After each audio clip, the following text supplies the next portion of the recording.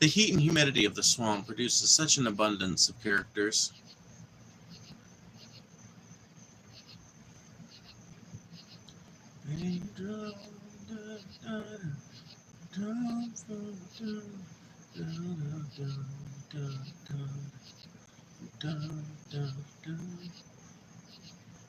So, what it do, what it do, what it do, what it do, what it do, what it do, what it do, what it do, what it do, what it do, what it do, what it do. Don't.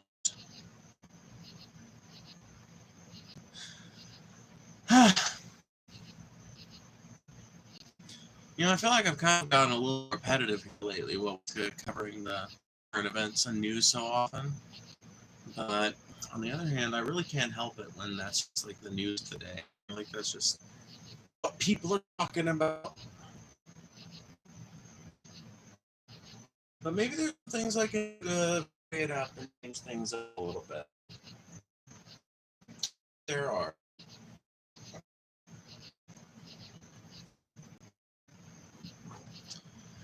But I'm sure we've got more discussion of all this Trump bullshit to talk about, so let's talk about that.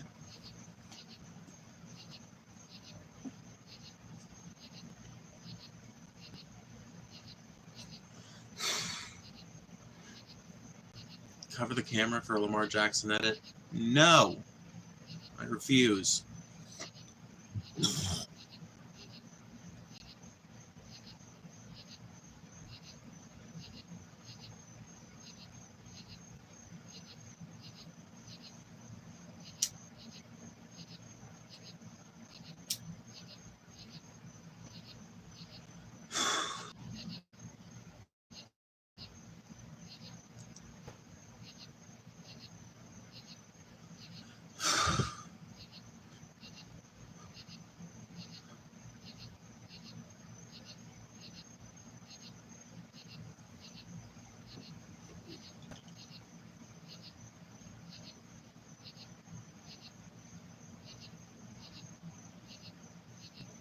It's hot out here, y'all.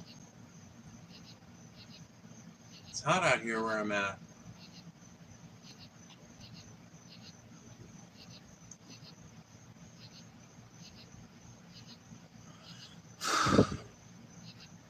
Your father must be so proud of his little princess. Well, I will say this much. My father is not given to idle compliments, but he does seem proud of me in general.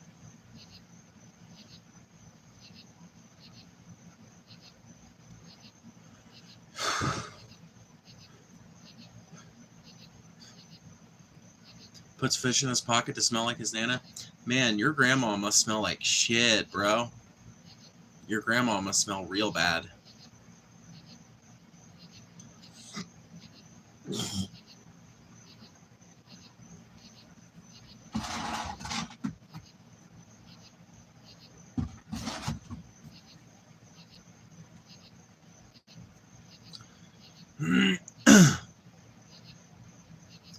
I can't believe, to this day, I can't believe that Trump has reversed course on the Epstein thing.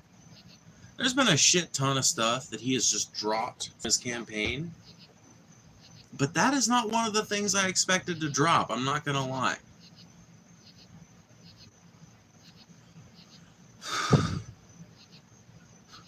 Do you know what the meaning of life is? Nope. And neither does anybody else. If you want the meaning of life to be looking as pretty as possible and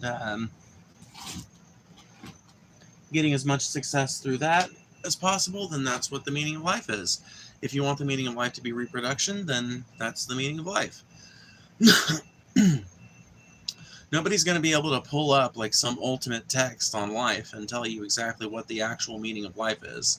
People will point to things like the Bible and the Quran, but you can just point at the fact that the scientific inaccuracies of those books are many and varied.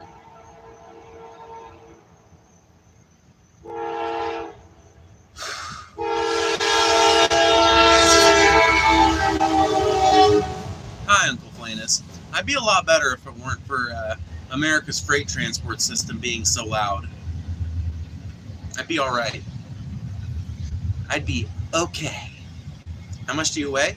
As of my last weigh-in, 304, which is down from 346, which is about what I weighed this time last year. So that's cool.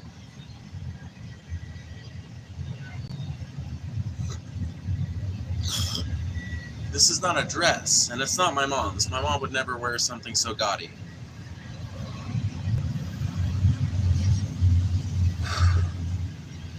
Okay, I take that back. She would, but not something this goth-coded.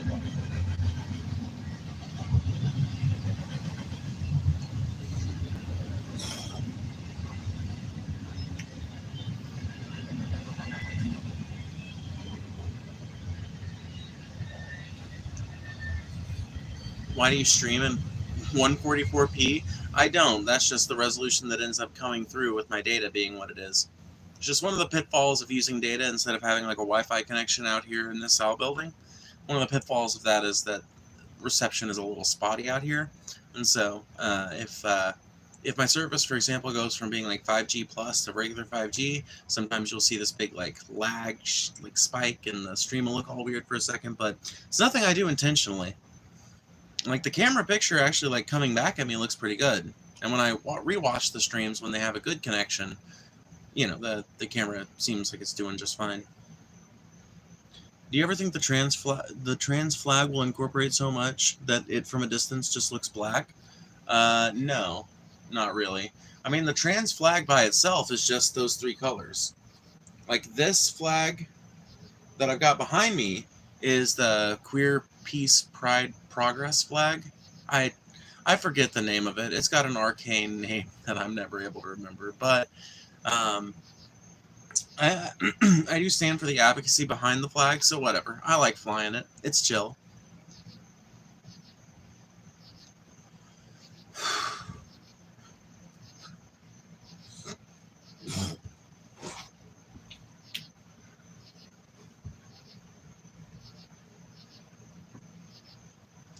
The Unity flag, is that what it's called?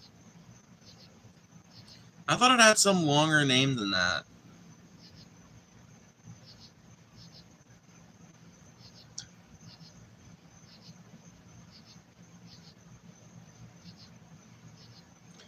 Whatever it is, the everyone who isn't straight and white flag, I mean, it basically is, yeah. Is there a reason why people who aren't straight and white shouldn't have a flag?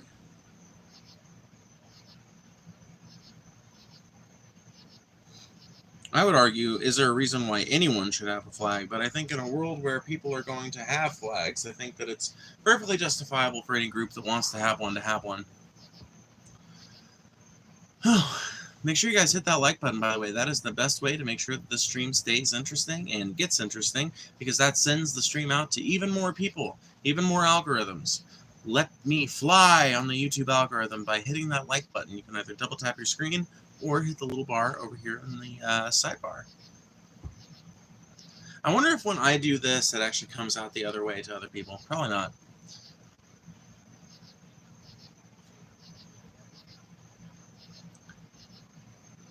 I'm back. Haven't been here in a while. Well, what's up, Tate? Well, we've still been over here doing our same old shit-talking bullshit, you know?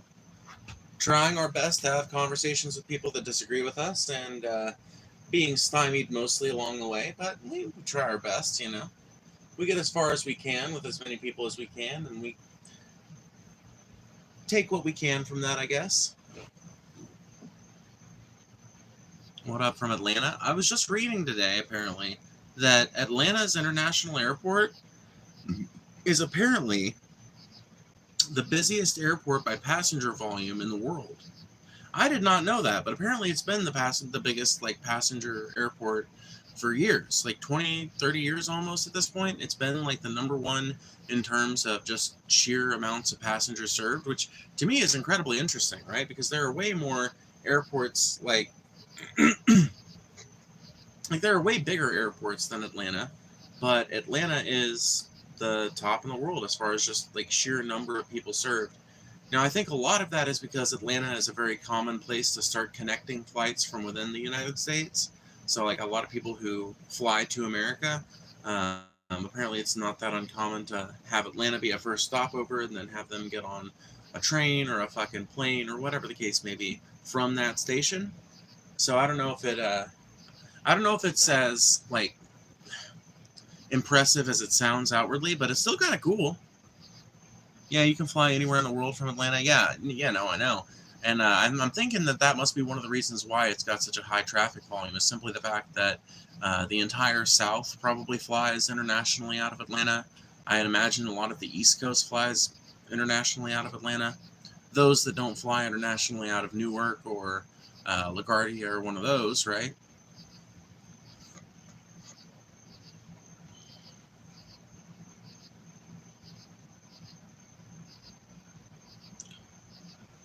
Flags are typically used to indicate different sides on a conflict. I think we get into tricky territory when we start separating into particular aspects of identity. I would agree with you, but I would also make the argument that it's not queer people that separated us into a different identity, right? It's not like queer people went around saying, you know what, guys, we're going to be fucking different from those straight folks. We're going to be unique and different. We're going to have our own flag. That didn't come until after straight people had been discriminating against homosexuals in America since its inception, right? It took about 160, 170 years worth of advocacy and civil rights and gradual cultural shifts before queer people finally decided that the best tactic that they could take when it comes to broadening their advocacy and competing with the messaging of people who sought to oppress queer people was to adopt this sort of, well, basically to adopt the identity as part of themselves, because it's a much more because if you are set up in a conflict, even if you don't really want to be involved in that conflict, right? And no queer person wants to have to fight for their right to be queer all the time, but if you are involved in a conflict, right? It's like if you're in a city or something and a war starts to pop off around you. You might be a perfect pacifist. You might want to have nothing to do with any of the violence going down, but you are going to be better off if you go ahead and accept the fact that you're a participant and take whatever equipment you can get from the side that most closely aligns with you and fight that conflict as it's been presented. Because you can wish all day long that the conflict wasn't there, and you can wish all day long that the people would just go away and just not be worried about you, but they're gonna come for you. You're gonna have to do something about it. And I think that a lot of the like granularity that comes from the different queer identities, I feel like is a response to that. It's a response to that pressure put on queer people from bigoted people in general.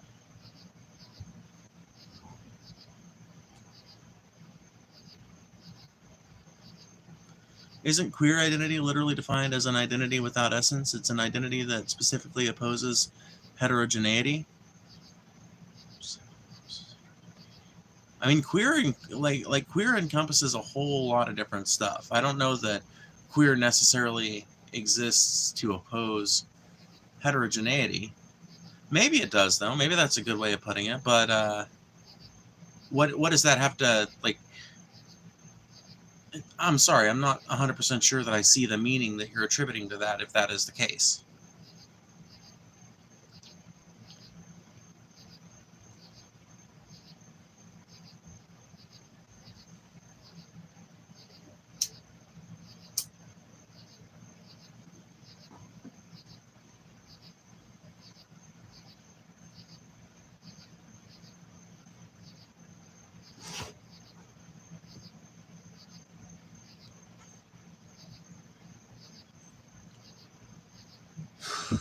Can you define queer? I can try my best. I would say that queer is a broad, encompassing term that refers to a whole bunch of sexualities that are adjacent to same-sex attraction. We hitting the pipe now? We are. We are. I was about to make a really bad joke.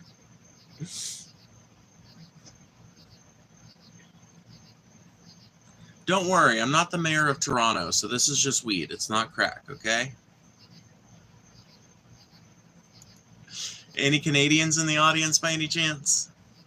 According to my numbers, you guys are usually about 10% for any given piece of content that I make.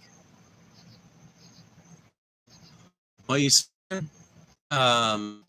I'm smoking on good old Ford pack, obviously. I'm sorry, dude. I've just been learning a lot about Rob Ford lately, and he is a fascinating character to me, and I can't believe that fucking video exists. And so I'm just gonna be like randomly referencing him for the rest of my days.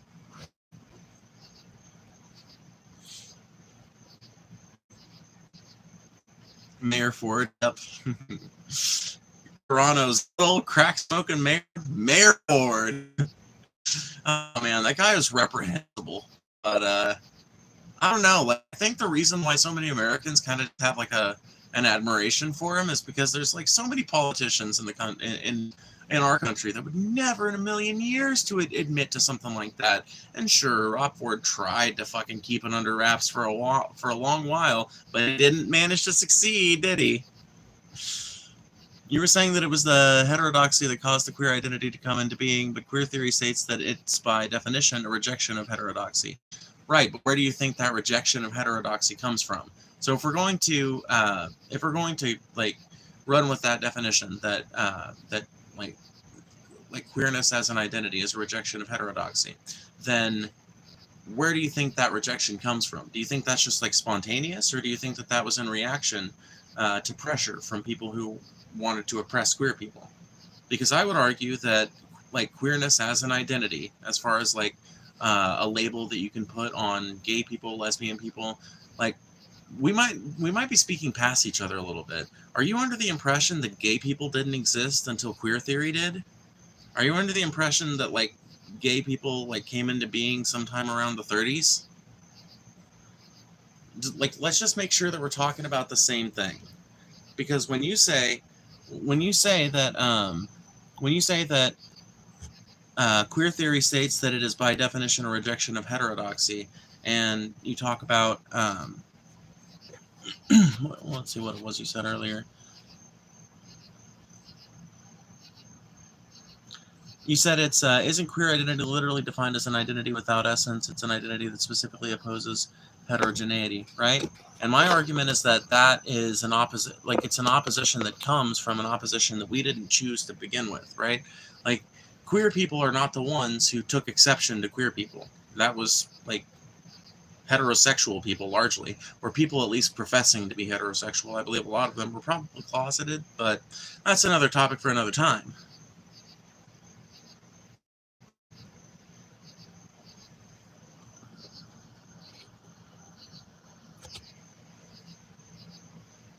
Yeah, Alex, I feel like we're just talking past each other. I feel like I feel like you're conflating an identity with like behaviors of, like I feel like you're equating an identity with a set of behaviors associated with that identity when that identity was codified mainly as a reaction to um, like to the overwhelming dominance of oppressive voices towards queer people. And I just don't know that we're going to come to some sort of like understanding, you know? Because I like in my mind, when I think queer identity, I think the label that was codified to refer to all people who aren't heterosexual and cisgender, specifically to give those people a sense of solidarity that allows them to organize as one organized entity against the forces of queer oppression. Is that, am I missing something here?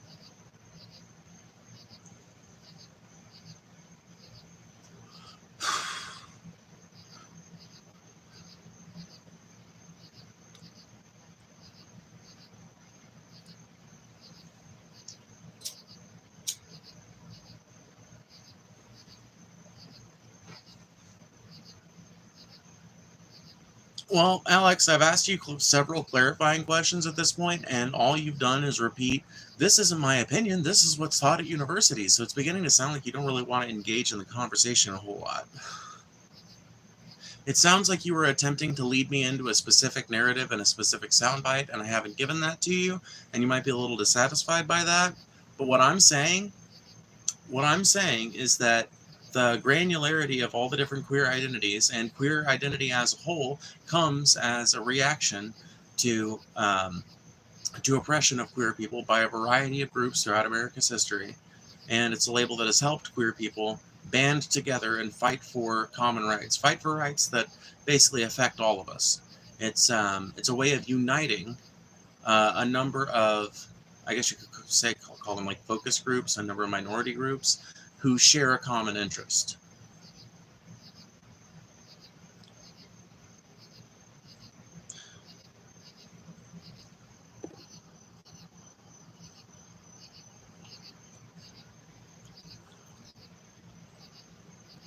What is this dude talking about? Well, number one, I'm not a dude. Number two, I think right now me and a person named Alex are like spinning our wheels in the mud about some misunderstanding about queer theory.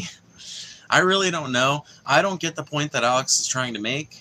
The point that they initially started off with is that I think we go into dangerous territory when we start splitting ourselves into specific groups as if we're all in conflict. But my argument is that we didn't put ourselves in conflict, meaning queer people. That was mostly heterosexual people or people who claimed to be heterosexual doing bigotry against queer people. That's what developed that as a label. That's what caused it. And then they started responding to me more, but the things they were giving me as responses just seemed to bolster that point. They're saying, well, yeah, queer identity was formed as a response to heterodoxy. And it's like, okay, so my original point stands. So yes, exactly like they teach at universities is what I'm saying right here. But yet Alex is continuing to act like we have some kind of disagreement. So I don't know what the fuck we're talking about, to be completely honest with you.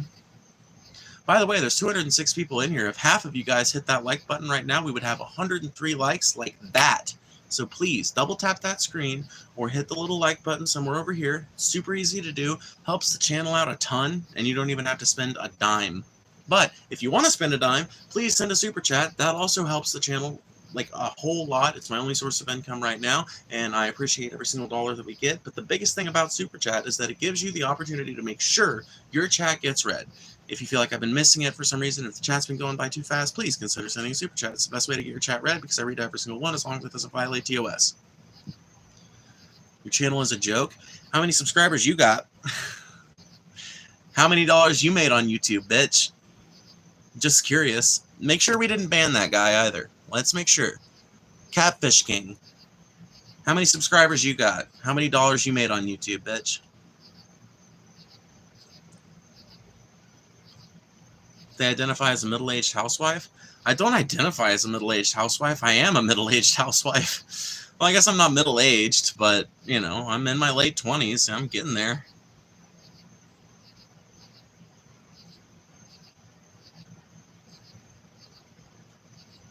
Someone buy this bloke a haircut? Well, I'm not a bloke, but yes, someone buy this chick a haircut. Because I'm no good at cutting my own bangs. Like, I don't even defend myself on that one because I know it's true. Like, whatever. Not like I'm an artist in some ways. Haircutting is clearly not one of them. What else am I supposed to do? Let them grow up over my eyes and just have like a veil covering my face? That's stupid. They gotta go sometimes. They gotta be trimmed up. And usually after they've grown out for a few days, they start to look a little better. So I don't worry about it that much. Who the heck is wifing you up? The ironic thing about that is my partner and child sleeping in my house. Like, I'm in an outbuilding right now, which is why I can be loud and smoke weed. You know, it's the beauty of an outbuilding.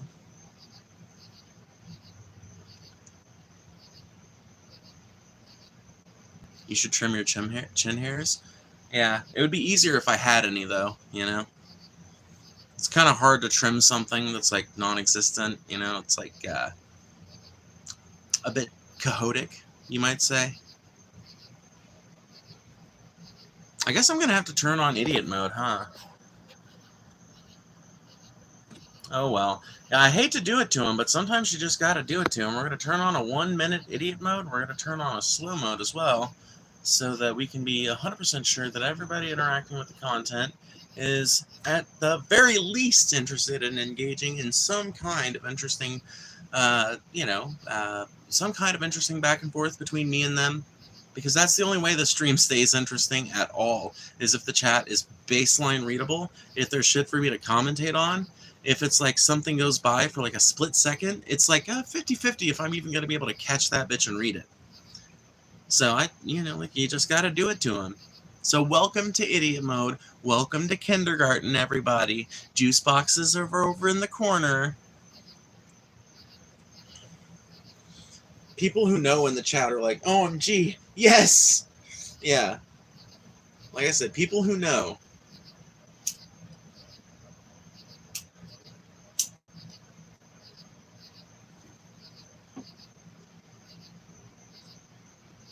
What are your thoughts on healthcare? Universal or private? 100% universal. I dislike private healthcare for a myriad of reasons. I think it's the least efficient way to take care of healthcare as a policy. A universal healthcare would be a tremendous boon, not just, by the way, to people's ability to get the critical medical care that they need, but also a massive boon to the economy, because suddenly a bunch of hospitals and the people that work at them would be solvent. A bunch of hospitals and the people who work at them would be able to rely on the income that they're making, and would be able to know that they're the business side of it. So insofar as that exists in a universal healthcare system, they would know that that's taken care of. And you take the funding out of the profit motive, and you take the care out of the profit motive, because the profit motive is what fucks up healthcare here in America. It's the fact that a company can make more money denying you your care than they can giving you the care that you fucking paid for.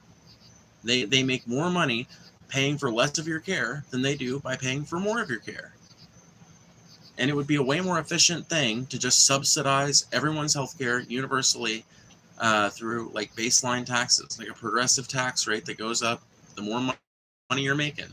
The more able you are to scratch dollars off of this system, the more of those dollars you give back into the system that you're scratching so many dollars off of. Seems pretty fucking simple to me. If you're only scratching fucking $1,000 a month out of that system, I don't see any reason why you should be paying $200 back of it into the system. But if you're scratching 10 grand of it out, that's another fucking story, my friend. You're scratching 10 grand out of the economy every fucking month. You can afford to be given more proportionally than somebody who's, like I said, making $1,000 a month. And somebody that's making $100,000 a month can afford to pay way the fuck more than somebody who's making $10,000 a month. And a progressive tax system allows us to distribute collective costs like healthcare, which, by the way, is a collective cost. Every person in this country needs healthcare. If you expect a working class to be able to continue making your products, they need fucking healthcare, and it can no longer be left up to the whims of shareholders and corporations. That has led to some of the worst outcomes on the planet when it comes to healthcare, and we are the richest country on the planet. We're the richest country on the planet, but we're the country with the worst healthcare outcomes. Make it make sense.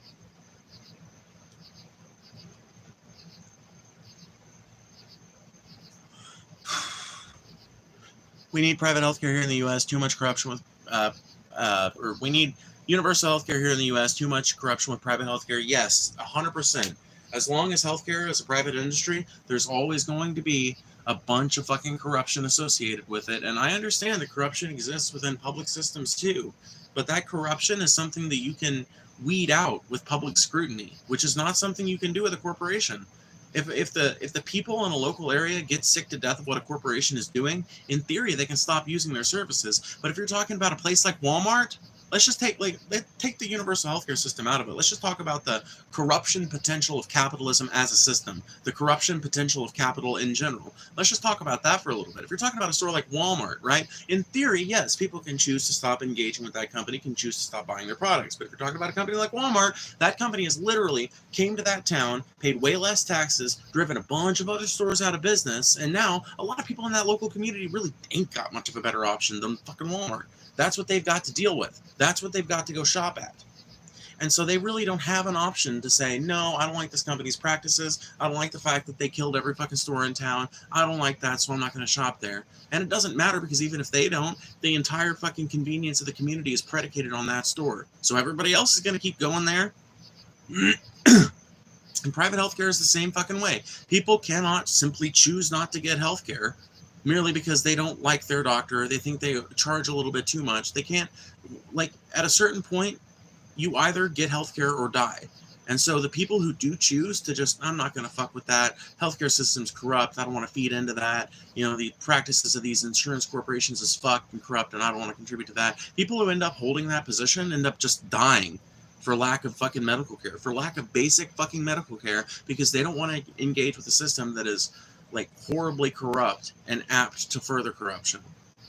And stuff like that is something that does not exist in as great a number in like publicly held systems. And in systems that rely on the public trust, there's an element of accountability there that is not present with a corporation, because the corporation listens only to its shareholders. The corporation, in theory, can be influenced by its customers, but in any situation where that company sets up a basic monopoly in a local area, the people relying on that company have no option but to go through its services, and therefore have no fucking say over a massive part of their local economy, or a massive part of their local care structure, or a massive part of their local infrastructure, or whatever the case may be. Privatization is a bad fucking move for any human need.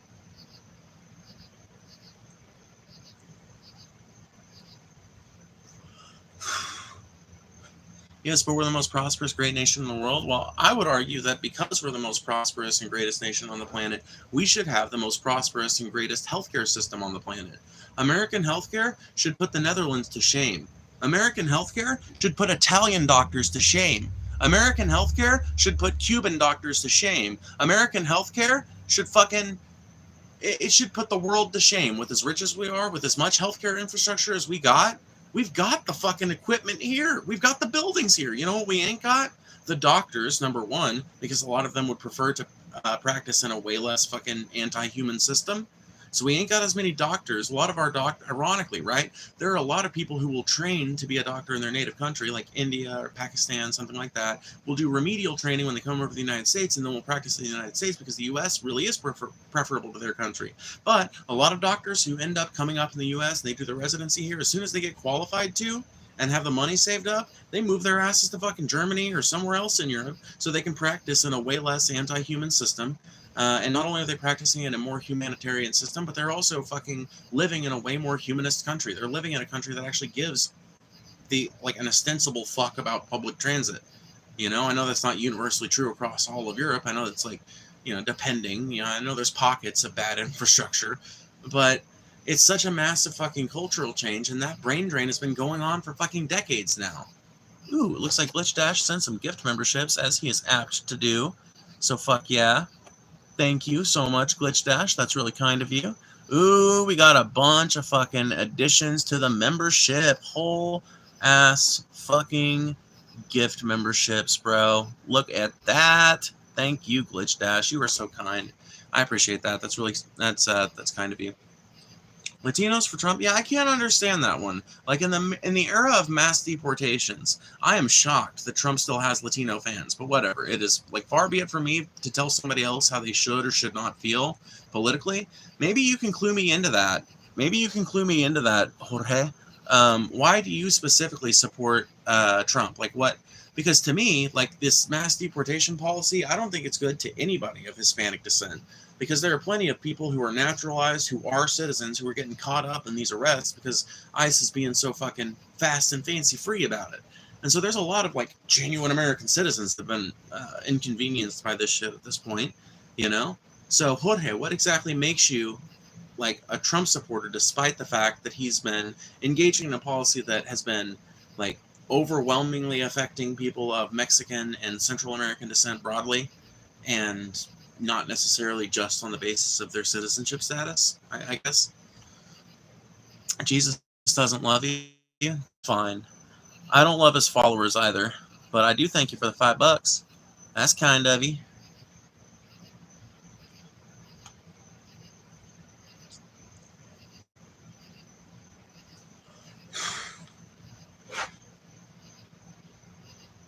Obama and Kamala wanted the same deportation, my friend. I know that. Oh, please, don't get me confused for a Democratic simp. Just because I criticize the Trump administration doesn't mean I think the Democrats are a bunch of good guys. Don't get me wrong for a second, please. Please, don't confuse me for a liberal. Majority of our doctors are immigrants, so yeah, I know. That's what I'm saying. That's the brain drain of America. So doctors will get as educated as they can. They'll become doctors in their home countries, right? Then they'll move to America because the conditions in America are preferable to the conditions of their home country, right? Plus, there's a big cultural draw to America. And plus, America's a pretty easy place to immigrate to, especially if you've got qualifications and money. If you got qualifications and money, man, you can get into America like that. If you ain't, in theory, you can get in eventually. In theory.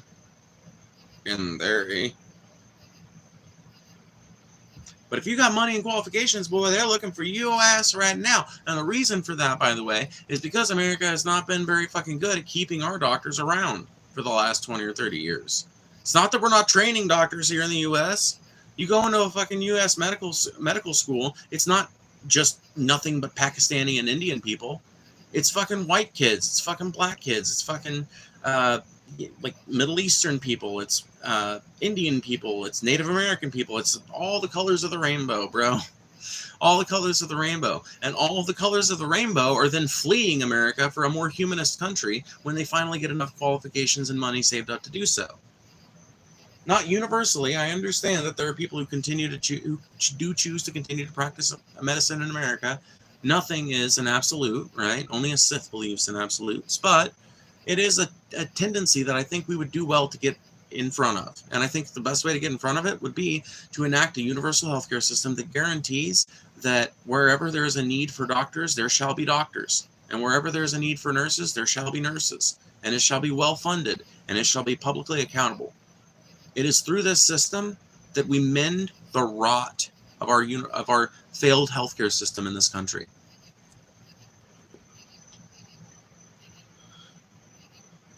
Immigration into America was easy back in the early 2000s. I mean, if you go like early enough, like depends on what you mean. Oh, I was thinking you were a full-away hater of the red side. I mean, like I've got a lot of issues with Republicans and conservatives and things like that. But like I don't know. I'm not like a venom-spitting, bloodthirsty like neolib that's gonna like call you an idiot merely because you voted for Trump. Now, if you voted for Trump and you also think the earth is flat and the fucking, like monkeys have taken over Congress or whatever, like if you like, but at that point, the reason I'm going to say that you're a fucking kook is not because you voted Trump. It's because you believe all that other crazy shit. You know, when it comes to the fucking stupid ass like uniparty in this country, I don't give a fuck what way you voted. I don't think you got much of a choice. I don't think either party was presented with much of a choice last year, and so I don't begrudge anybody their vote alone. Because who the fuck knows why you voted? There are plenty of people, according to the exit polling, that simply voted because they didn't like the economy under Biden. Feel like it's going to be better and more energetic under Trump. That was it. And that was all the fucking calculus that they had to do because they're middle class and that's what they care about. There's a lot of people who voted for Trump because they felt like he would be different on the war issue because he claimed that he would be. And up until those U.S. strikes in Iran and up until these renewed weapons shipments to Ukraine and the kind of reversal in his rhetoric, he kind of was an anti-war president. Now you can't make that argument about him whatsoever, you know, but that's kind of the premise I think a lot of people voted him in on, especially in places like Michigan. So you preferred Biden? I mean, like, when you say preferred, I voted Biden in 2020. I didn't vote at all in 2024. Do I think Biden would be a better president than Trump? I mean, in some ways, because I don't think he would be doing these like, you know, Gestapo level mass deportations with unmarked vans and people jumping out of them with masks on and all fucking roided up and fucking supplied and all this other shit going on, you know? I don't think Biden would have been engaging in tactics quite that grandiose. But ultimately, do I think Biden would have been a qualified candidate? No.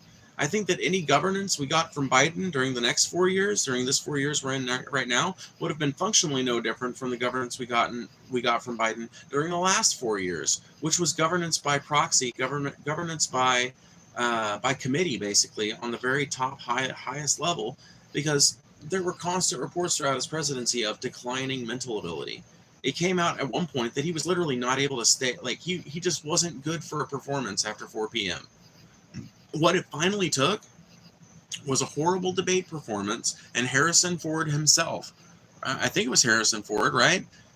Harrison Ford himself and a horrible debate performance is what finally fucking got Joe Biden to step down. Harrison wrote this like scathing op-ed about how Biden is just not the man he used to be, how he's like getting lost, how he's off in fucking la la land. And the debate between him and Trump was just sad, honestly. It was sad. Trump was, you know, articulate enough for who he was up against. He was witty enough for who he was up against. Like, the bar was so fucking low that all he had to do was beat a geriatric, demented old sundowning man. And that's not a very hard bar to beat. I'm pretty sure I could win a debate between me and Joe Biden. That's sad. It's an American president we're talking about. Didn't Biden vote for segregation? Yeah, Biden voted to keep black kids off of buses back in the 1970s. 100%. Yep. Segregation Joe.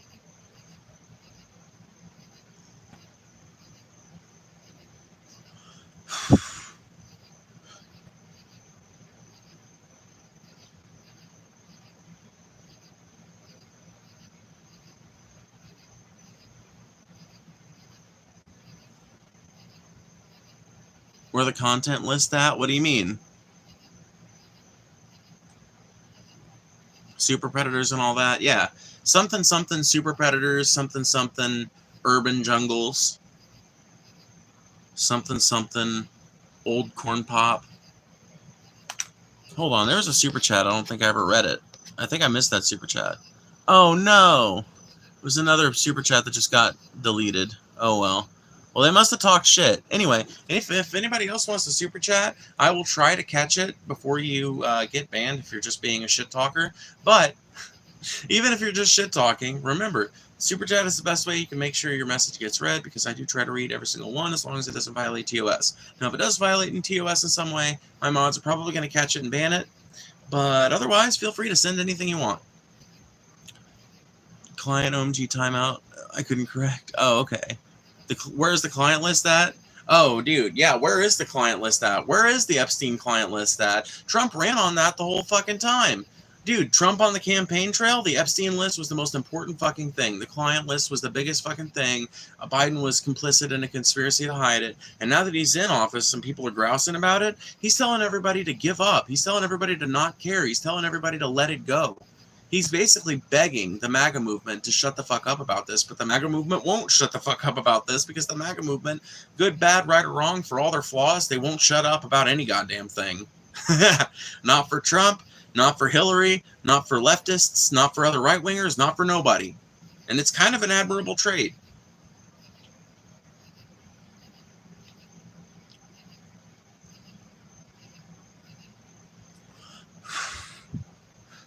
I don't think it's universally admirable, but it's admirable to me. I like a motherfucker that just can't help but give their opinion.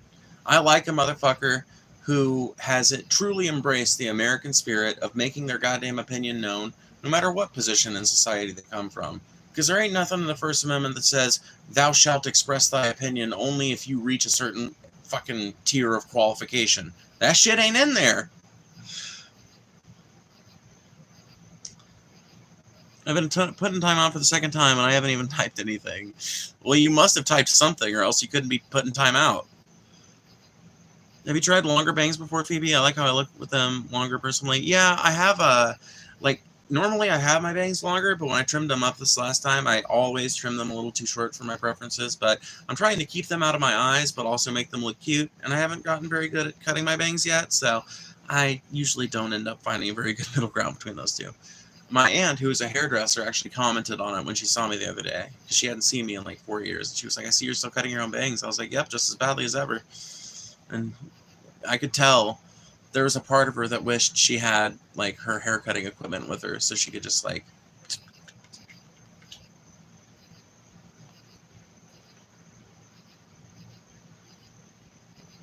I literally haven't. You can check my chats. Well, let's see. Let's go to channel activity. Let's see if this becomes worth something. So the first message you sent was, Lamau, queer theory is taught in universities. The next comment you said was, you look like a guy, talk like a guy, and act like a guy. You're a guy. Your third comment is, can someone explain to me why I was put in timeout? I literally didn't say anything malicious. So your comment history literally reveals you to be full of shit. You look like a guy, talk like a guy, and act like a guy. You're a guy. Is it meant to be malicious? Oh, that's just the truth, bro. I don't know if you know this, but this was not in the men's section.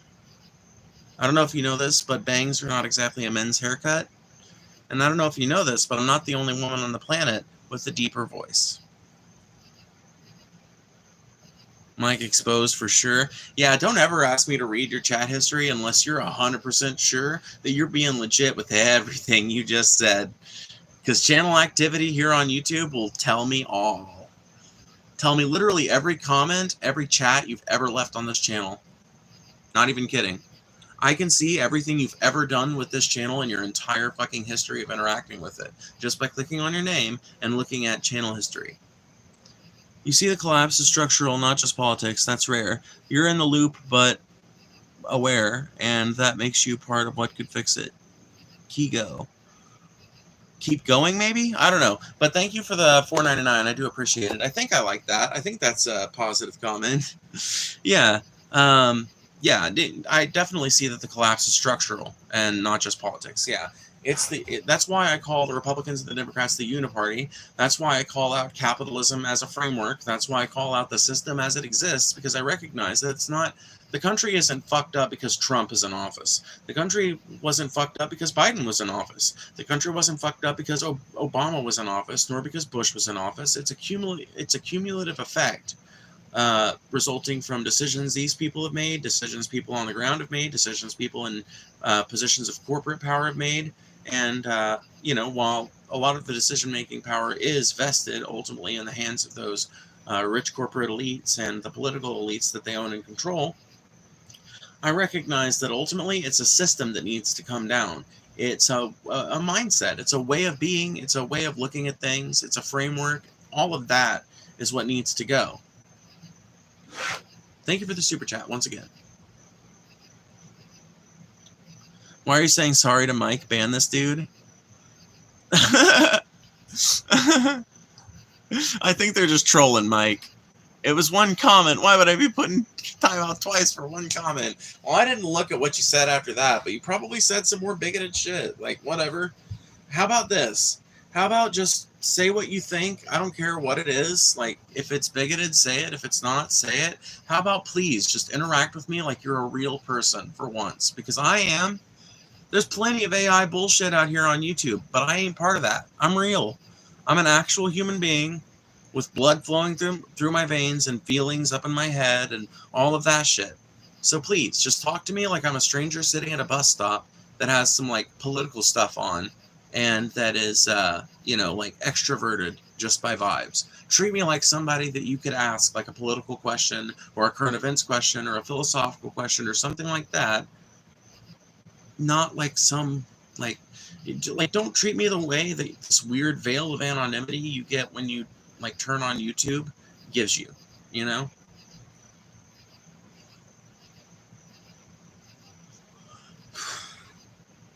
What's up, Finksy? Not much. We've just been doing some more good old outreach, just talking about my politics and talking about how they differ from the traditional, like, super liberal left, and talking about how they differ a whole lot from the Republican right and the conservative right. But it's funny to me, right? It's funny that I'm able to do so much outreach, considering what a fucking far leftist I am. Not to say that, I'm not saying that to, like, brag about myself, but I am a person that believes in a lot of crazy fucking hippy-dippy shit. But when it comes right down to the shit that I normally advocate for and the arguments that I make and the direction I argue from, for some reason, I would argue that I actually find more in common with the average, like, conservative-leaning person than I do with the average, like, centrist to left-leaning person, at least when it comes to the, like, arguments that I make. Like, a lot of neolibs and shit take issue with the way I make my arguments or the, like, verbiage that I choose to use or the examples that I use or whatever, or they don't think I use enough theory to justify the things I believe or whatever the fuck. But I usually never get those sorts of criticisms from people on the right or people on the center right. Now, maybe some of those are valid criticisms, but that's why I don't ban anybody here for criticisms. That's why I ban people here for being unreadable, unoriginal, or uninteresting. We should live like monkeys, TBH, and have a hut for food, a hut for the village healer, etc. I'm not joking. Well, Danny Mage, I will tell you this much. I used to be an anarcho-primitivist, and I, having lived, I don't know, like, I've been to a few rainbow gatherings, and I've kind of lived a few examples of what life might be like if we didn't have modern convenience and shit like that. And I do think that it's possible. Obviously, it's possible because it's the way our species evolved to live. but I don't know that it's preferable to the things we have today, and I don't know if it's the only goal worth pursuing if there is a technological option for us to rescue ourselves from our current fate. Because I think if things keep going as they are without any significant technological shift, the country, not the country, but the world is going to run out of oil in something like 50 to 100 years, and we'll be left with an economy and a world that is unprepared for that transition, that hasn't made enough steps towards it. Like I said, unless there is a big technological shift between now and then, we're going to eventually just be left in a world where things start to slowly decay and society start to slowly break down, and eventually we fire all the bullets that we can make anymore, and there's just not, like, we can't make anymore because the fucking heavy mining equipment used to mine up the steel to make more is gone, and the heavy mining equipment used to mine up the coal to melt down the steel and the foundries is gone. You know, like, without oil, you can't really power the modern world. And so if we don't figure out a technological route out of this destruction within the next 100 to 200 years, we're probably not going to fucking have any other option but anarcho-primitivism. But if we do have another option, I think that we should pursue it.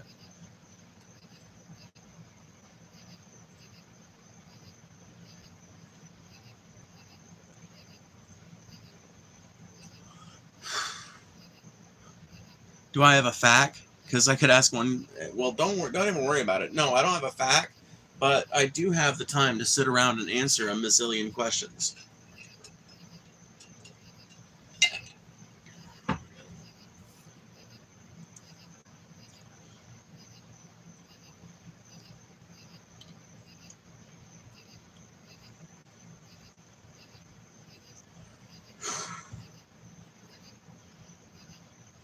Imagine reading to an 80-year-old like they're a toddler. Yeah, I think that if you're going to do outreach to the, like, elderly community or whatever, if you're trying to, like, be like a good citizen and give people visitors who normally don't have them, you should just try to have conversations with these folks. Frankly, a lot of nursing homes won't even let non-related visitors or non-authorized visitors visit with their residents, but if you find you a home that's looking for that kind of outreach, then hey, by all means, but let them lead the conversation and engage them and meet them at their level. Don't expect to, like, reading to them feels condescending.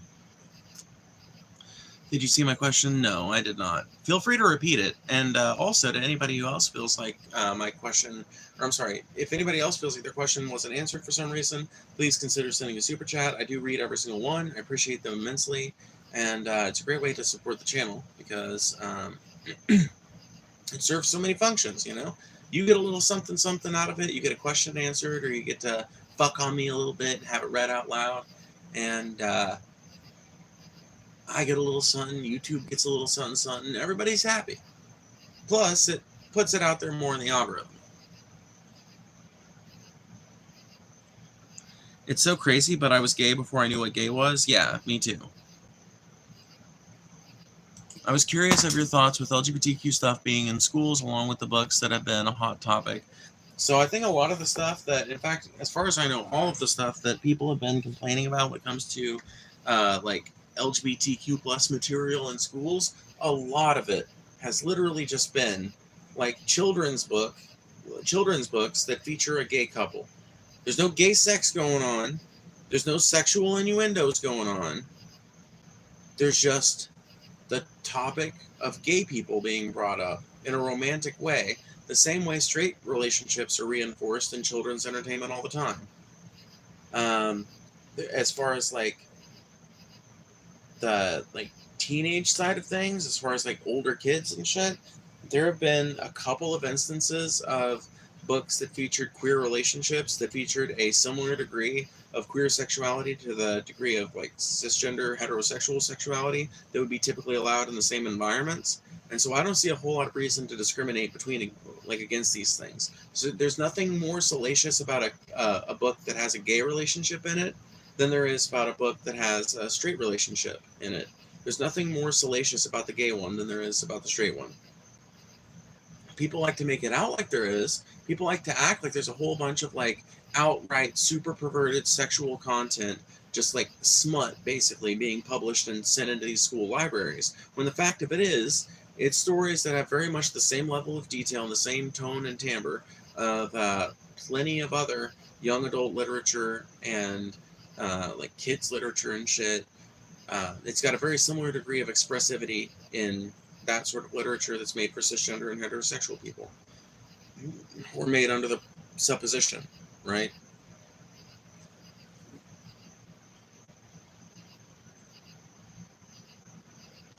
I didn't learn about gay stuff and then suddenly crave dick, believe it or not. Yeah, that's true. Banning a book about a penguin that has two dads is wild. Well, that's exactly the type of knee-jerk reaction that I'm talking about here.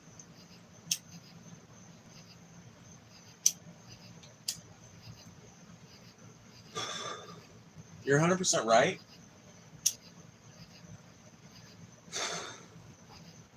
Damn it. The cigarette was functionally out when I lit it.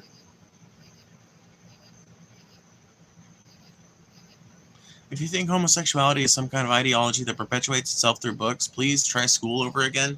Yeah, homosexuality does not persist because books tell people how to be gay. Homosexuality persists because people are sometimes born gay. I know, big shocker. To some of us, at least.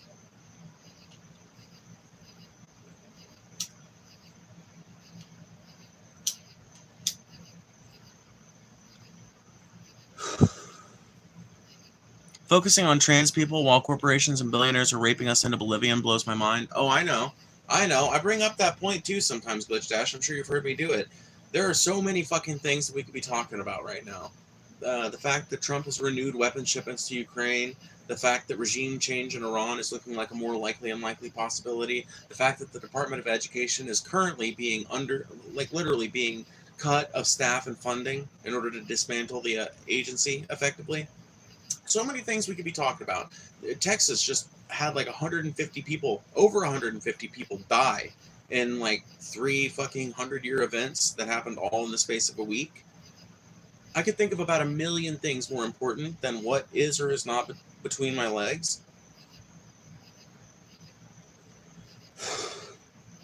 And how that may or may not relate to the way I dress and carry myself. But for some reason, that topic is more interesting to a lot of people's minds than any of the shit we just listed off. By diverting the conversation to other facets of one's identity, the discussion has moved away from class. That's true, Eric. That's true. A little bit of leftist theory for you. But yeah, ultimately, that's what these conversations are meant to do, and that's why these conversations are fostered by people in power. The people in power don't want you talking about how they're fucking you all over. The people in power don't want you talking about how a union might be a good idea for the company you work for. The people in power don't want you talking about how you and people who make about the same as you have a shared interest, and people that, like you, work for another person rather than owning your own business or something like that, have a shared interest and a collective interest. They don't want you thinking about shit like that. They don't want you talking about shit like that. They want you fighting with people like me about whether or not I have the right to dress as a woman despite the fact that I was born with a dick. It's the most retarded shit ever.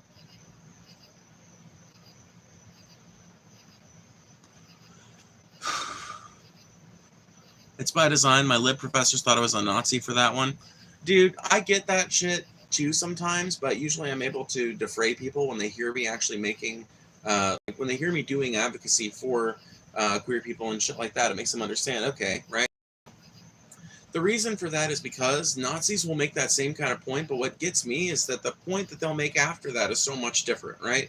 Because lefties, like hardcore lefties, will bring up that ultimately all of these conversations are fostered in order to pit people against one another, and they'll follow it up with, that doesn't mean that the issue being raised is not important in any way. It doesn't mean that the people affected by that struggle aren't important or that we shouldn't fight that battle.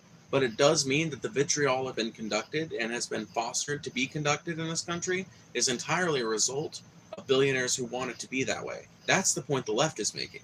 When a right-winger, like a hardcore Nazi-type right-winger makes that point, they are trying to say that the entire reason why gay people exist is to pit working-class people against one another, which is not true at all. Gay people are a natural fucking result of evolution. Gay people are as natural as fucking trees and air and molecules and everything else. And the struggle against queer oppression was not began by queer people, nor was it began by corporations who wanted to profit off the issue. The struggle for queer acceptance was began by queer people who wanted acceptance. was later taken up by certain corporations during times of high publicity about the issue, but it is not something any corporation has ever sustainably kept up interest in. It's something that they take interest in when it's hot, and then divert interest away from when it's not, and all the time they're helping to add to the vitriol of the conversation.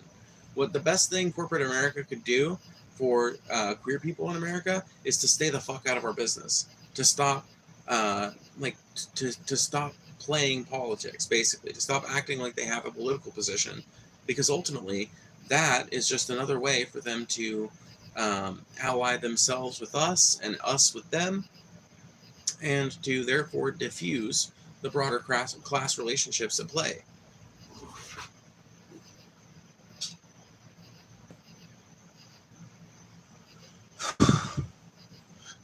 The issue of things like xenophobia is real, of course. I'm a good Marxist, so it's just all about who has stuff.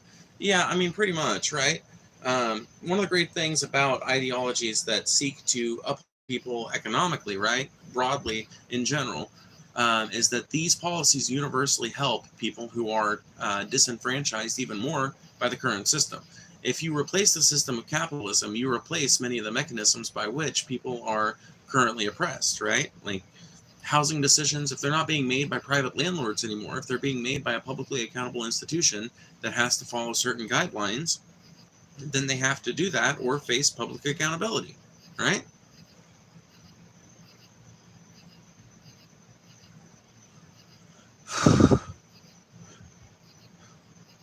I'm sorry, how exactly do they think gay people go about dividing the working class?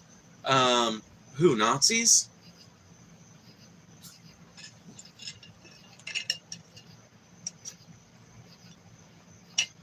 What do you think of Idi Amin? You mean the last king of Scotland?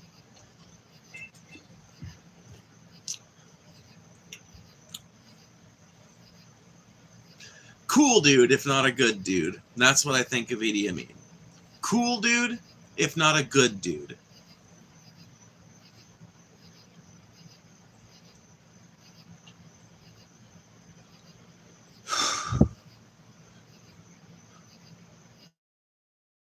If you could take a good stock, I would give that a try. Give what a try. I already forgot what I asked. Sorry. I think gays are doing the divide and defy. Yeah, no, I know. That's what I was. Is that this makes the gay people fighting.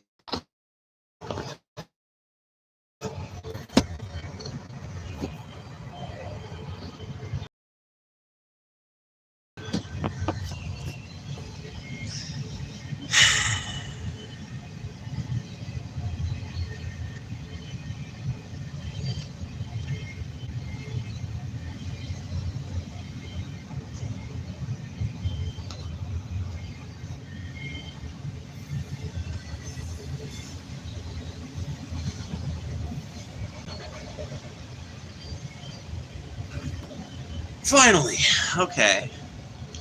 Damn, that sucks. I hate it when it does that, dude. For some reason, I guess a tower must have went out or something here. I don't fucking pretend to know. My connection will just randomly go to shit for no fucking reason. No discernible reason at all, sometimes. It just blows. I hate it. Anyway. Hi, everybody.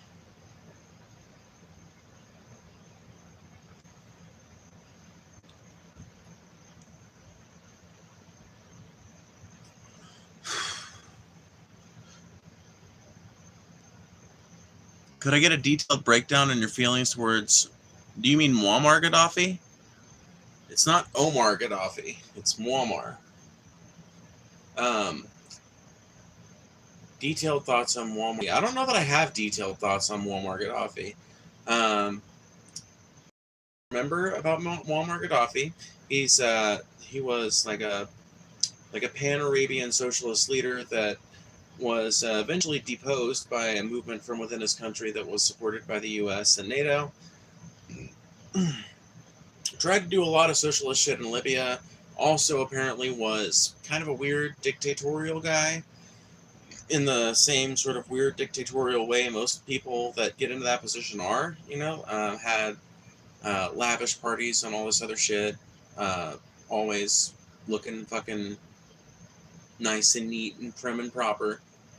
Dude cared a lot about his looks. I remember that. As far as my thoughts about him, because basically I've just given you facts about Gaddafi so far. As for my thoughts about him, um, I don't really know enough about the Libyan civil war and everything to know 100% how I feel about Gaddafi, to be honest. I think he's got a pretty mixed record for a politician, especially one from the Middle East. Maybe that's just crazy. Maybe I'm just crazy. Maybe that's just me.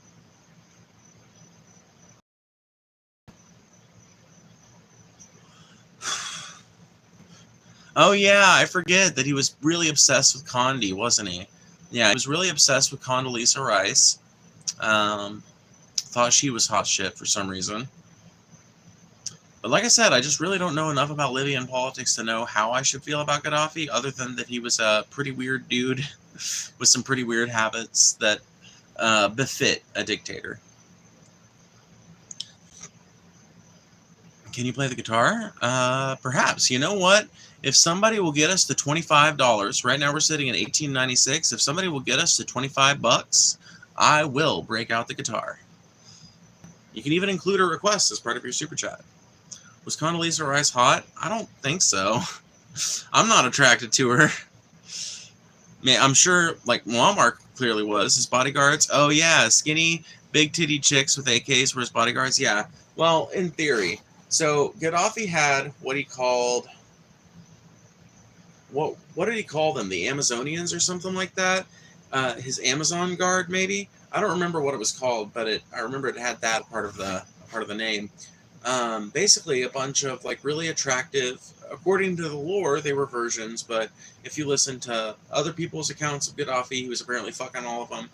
And the weird thing about it, though, is that you really don't know who to trust, because there are certain narratives that come out about Gaddafi that, no, he wasn't like that at all, and a lot of times the people that are making these narratives known have no real reason, nothing really to benefit from playing defense for Gaddafi, so I don't know. I don't know who to believe when it comes to the nature of what Gaddafi was like as a person, because there are a lot of narratives that came out about him after he died, and they all contradict one another. One thing we do know, he definitely had a group of young, attractive, female, like, supposedly trained bodyguard types. But he was also always surrounded by, like, not surrounded, but he also always had, like, a couple of big, burly dudes with fucking, like, handguns and more traditional weaponry and that kind of thing somewhere in his entourage. So, who was the real bodyguards? Who knows? Probably all of them is the truth of it. Probably all of them.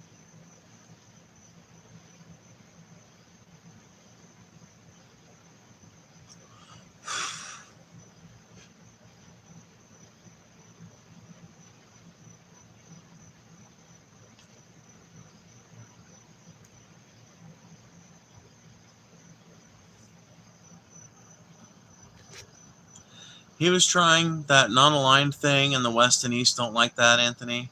Was Gaddafi cooking? He wasn't cooking. Not a chill guy regardless. Well, he wasn't a chill guy, but he was an interesting guy.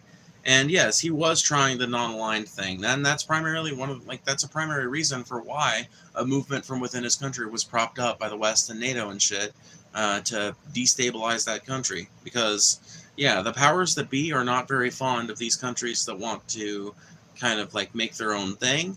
Honestly, though, the non-aligned movement has largely been taken over by powers of the East, ironically.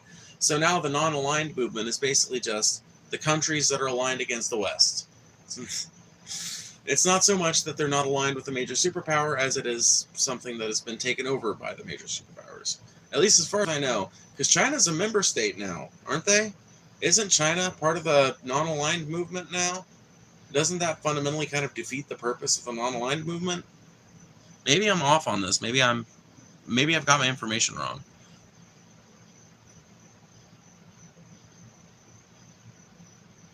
Bro, are you gay? Well, I'm queer, but I don't know if I'd call myself, like, gay. That's usually, like, a cis male that's attracted to other cis men, you know?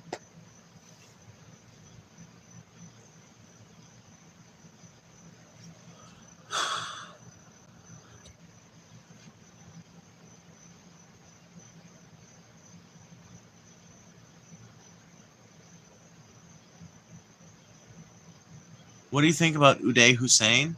I don't even know who that is. You got me there. You've landed on a name with which I have no familiarity.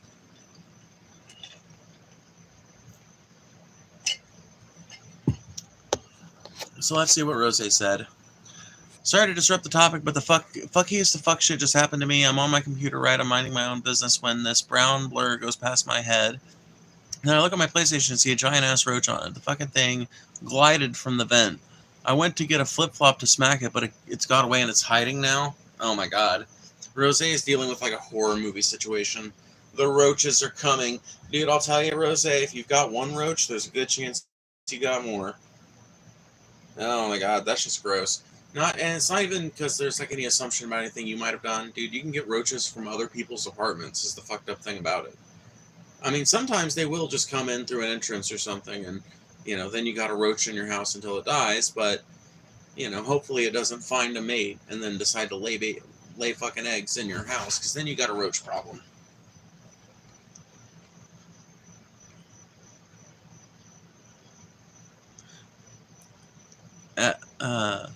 Saddam Hussein's son had his bodyguards dressed like Darth Vader with gold AKs. Very not chill guy. Oh, okay. Yeah, no. I don't know much about the Hussein family, honestly.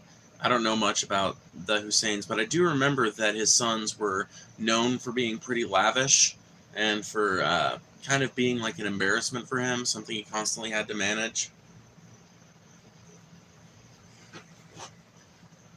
I can't believe that offer with the guitar was made and not a single super chat has happened yet. How drunk are we tonight? Not drunk at all. Not nearly drunk enough, that's for sure. Arrested Development is my main source. Oh, right on.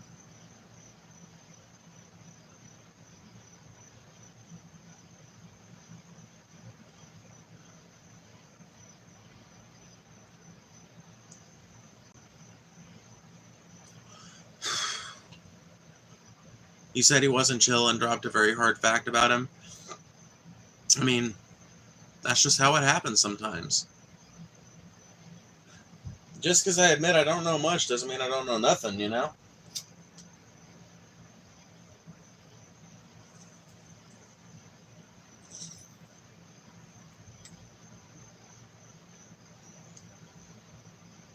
I just hope you and everyone here have a good night and a good day. And ignore the haters, please. Good night. Well, good night. And thank you for that. And yeah, we don't exactly ignore the haters here, because the haters are a supreme source of donos and fucking views and view hours and everything else.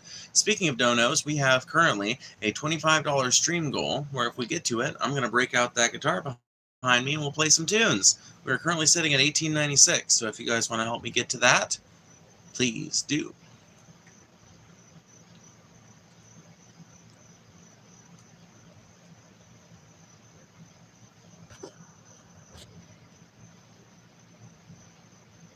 A bunch of us should get matching face tattoos together.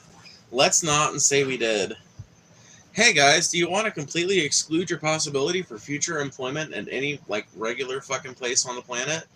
At any place that pays decently on the planet? Okay, well, let's go get face tattoos.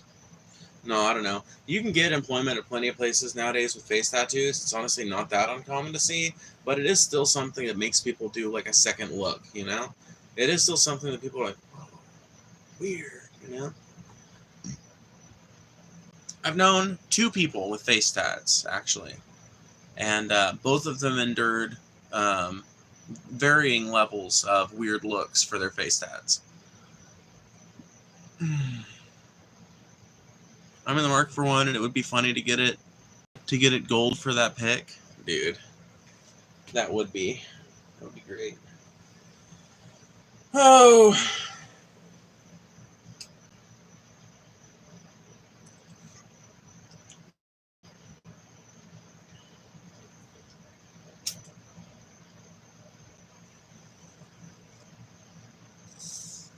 By the way, if anyone wants to donate through Cash App, I also have that in my description, just so you know, my channel description. Ooh, we got comments that are being hidden. Let's see what they say. Is it anything of value? You're a disgrace, man. Just shut the fuck up and leave. I'll leave when you make me fucking leave, bitch. You ain't got no control over me, and I ain't got no control over you. So I tell you what, if you don't like the content that you're hearing, consider maybe scrolling up. Because I don't have you chained to this content, bitch. If you aren't interested in it, just put your finger right here at the bottom, and then whoop. That's all you gotta do to escape the wrath of Phoebe. Otherwise, you're going to have to deal with me. And I would prefer if you deal with me on some sort of equitable arrangement where we're both treating each other like human beings, rather than coming at me like a little shit-stirring shitweasel. What's up? What's up? What's up?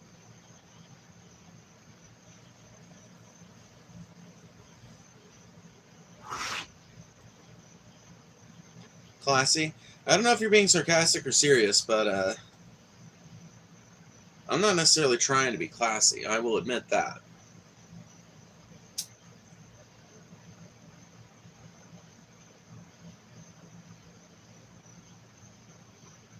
I don't get the motive on the hate, TBH. There are just certain people who are like kind of, I don't want to say triggered because it feels like it kind of invalidates that as a psychological thing, but there are certain people who are just bothered by open and honest expressions of self-worth and self-value and expression, right?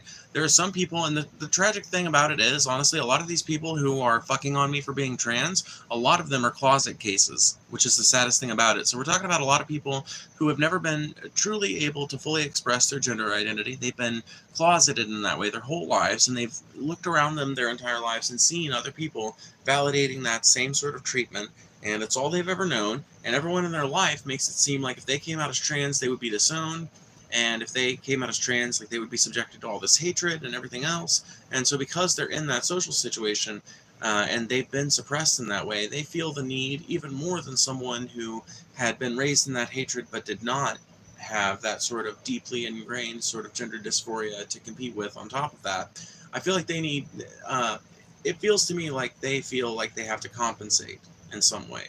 Like they have to compensate for the fact that they are so outwardly queer, or so, inwardly queer rather, that they have to be outwardly really bigoted and homophobic so nobody questions them on it. And that's the saddest thing about a lot of transphobia and bigotry and shit like that, is that it all just comes down to ultimately a sense of jealousy, a sense of futility in their own lives that prevents them from being able to exercise their own right to free expression the way I have. Which is, like I said, perhaps the saddest thing about it. How do I know if I'm closeted?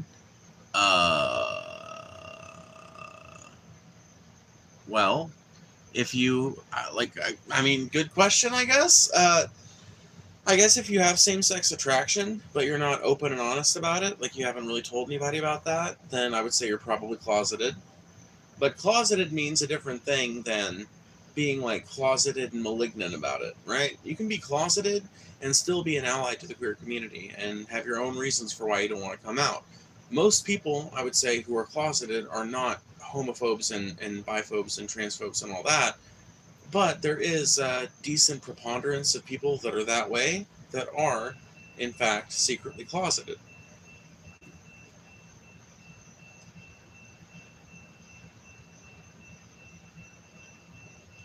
I'll fit as much as I can to your Cash App message.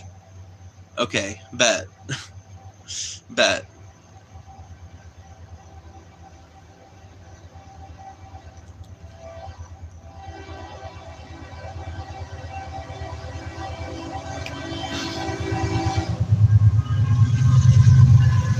Come on, thou. Come on with it. You ain't seen nothing like the mighty Quinn. Several guys have assured me that they were straight while we were hooking up. Oh, yeah, 100%. Yeah. That is the wild thing about having queer interactions with straight people, or supposedly straight people, is that you'll hear all these arguments about how somebody can, well, you hear, really not arguments, but rather pleadings, that somebody can still be straight while engaging in super queer behavior.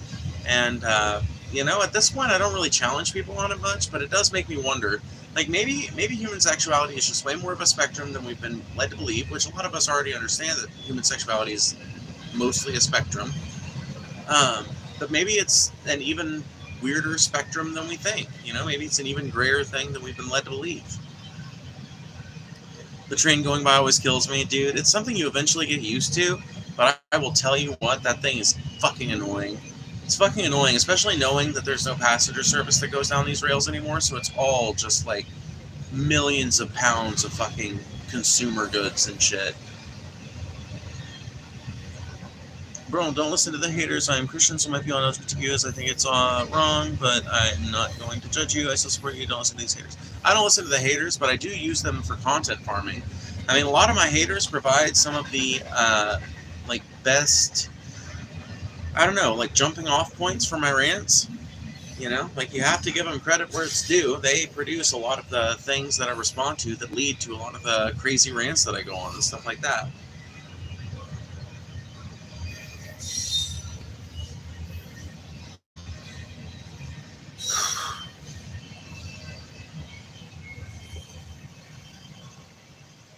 Love the believer, hate the belief. Right. That's how Christians are supposed to be. Christians are not supposed to be hateful of every person they meet,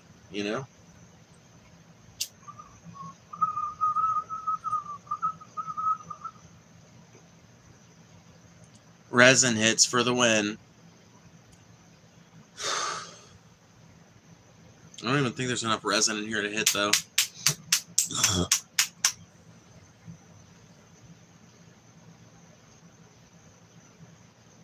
Well, let's see. There might be.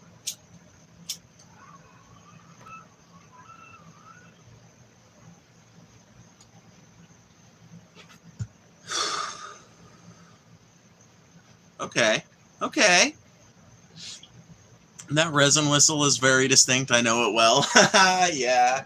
Oh, shit. Glitch Dash. Maybe we should fucking carpool to the meetup. Are you serious about that shit? I've been meaning to ask you. Because, maybe you're bullshitting, maybe you're for real, who knows? But, if you're being for real, I've been thinking about it more, and it might not be the worst idea ever, honestly. But I still got to secure my tickets, and I don't know how the fuck I'm going to do that, honestly. I've got a lot of irons in the fire, I'm not even going to lie.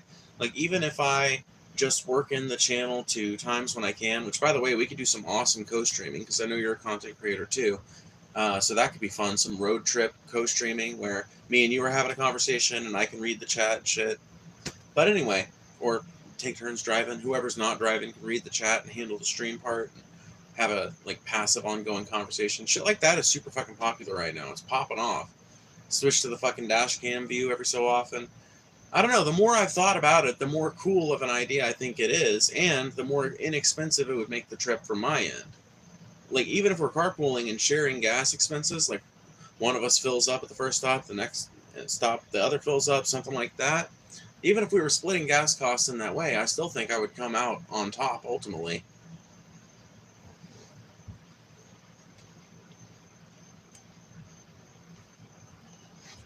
I will be in Louisville, Kentucky prior to the meetup. If you can make it to Kentucky, I can get us the rest of the way there. Oh my God, Glitch Dash. Okay. Are we friends on Discord or anything? Are we connected in any other way? Because I can make Louisville. I can make Louisville quick. I can make Louisville in 12 hours or something. Not even 12 hours. I can make Louisville in 8 hours, which is not much driving for me.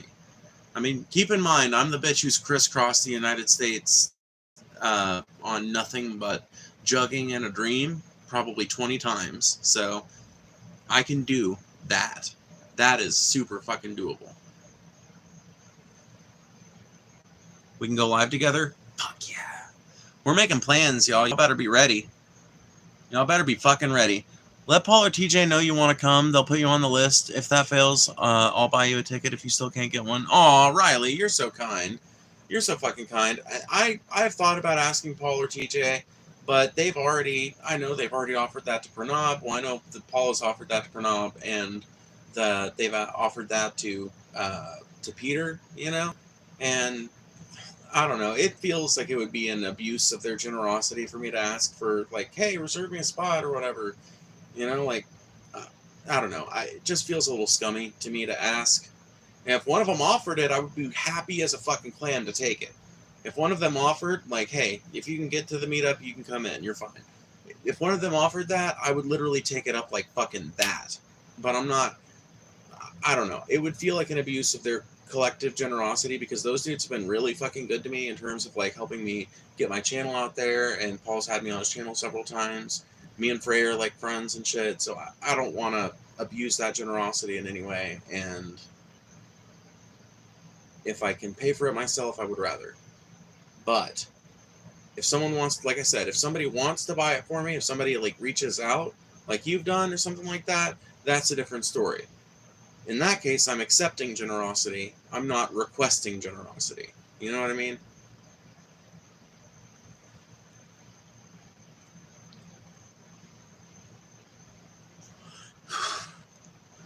Can you play? I can. We actually have a $25 stream goal right now to break out the guitar. We're sitting at $18.96, which means we're only $6.04 away from reaching that goal. But yes, I can play. I'm not like the most perfect shredder, ripper kind of fucking girl that you've ever seen. Like, that's not the type of fucking guitar I play. I'm a rhythm guitarist and I sing. But if you like folk musicians, you'll probably like me. If you like folk punk, you'll definitely like me. If you like indie music, you'll probably dig me, you know? I'm already bringing a friend, so if you need a ticket, remind me. It would be tragic if you weren't there. Aw. Like I said, you're really kind, Riley. I really appreciate that, and I will let you know when, like, maybe within the next, like, month or two. Probably within the next month, honestly, because I imagine that those tickets are not going to last much longer. I don't imagine that they're going to have any tickets left by the time we actually get to the time of the meetup, because this is the first meetup they've ever had on the actual East Coast. And there are literally like thousands of people that have wanted to go to meetups. It's just that a lot of them don't watch the channel as often anymore. And so the more of those folks tune into the channel and find out that there's going to be a meetup and everything and get back into it, the more tickets are going to fly off the shelves. And the more that happens, the less my chances of being able to get one before they're all gone are, right? And so I am going to see what kind of money manipulation I can do within the next month or so to try and get that done. And if I can, then that's that, and all's well. But if not, then I might have to reach out for your generosity, Riley. It would be tragic if I couldn't come there, though, because I have desperately wanted to come to a meetup for fucking ever. Bro, they seem so fun. They seem so fucking fun. I couldn't come. There was like, literally, it's so sad, too, right? It's so fucking sad. There have been like 2 or 3 meetups that I was proximate to in some way, but couldn't come because I just wasn't old enough, right? So the New Orleans meetup, I don't think I was 21, or no, maybe I had turned 21 when the New Orleans meetup happened, but can someone remind me when the New Orleans meetup happened so I can get this fucking timeline clear in my head? Because the Big Chief meetup I remember was in spring of 2019, and I was old enough to go, and it was like not that far away in the grand scheme of things. Like, I could have made the road trip if I had my own car, but at that point in my life, I didn't have my own car. I didn't have any way to go anywhere on my own. Didn't have any way to get there. And I was in Vegas the night of that meetup, but I had a concert to attend. Oh my God, Riley, that's so fucking sad. You literally could have been there, would have been there, but had a concert prearranged. That's fucking.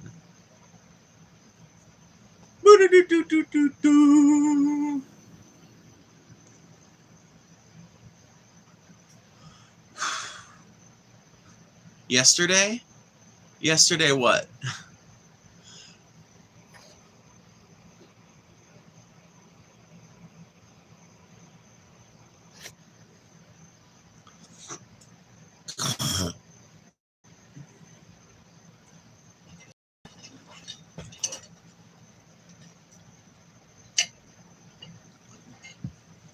It was supposed to serve as 20th anniversary, so not a concert to miss. Yeah, no, I 100% understand that.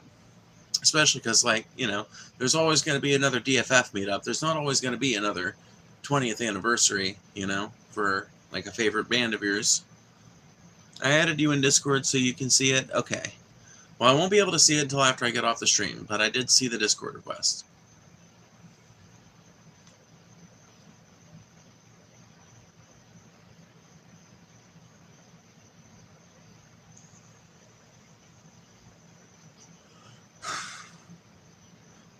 Are you interested at all? You cut out all that before. What do you mean?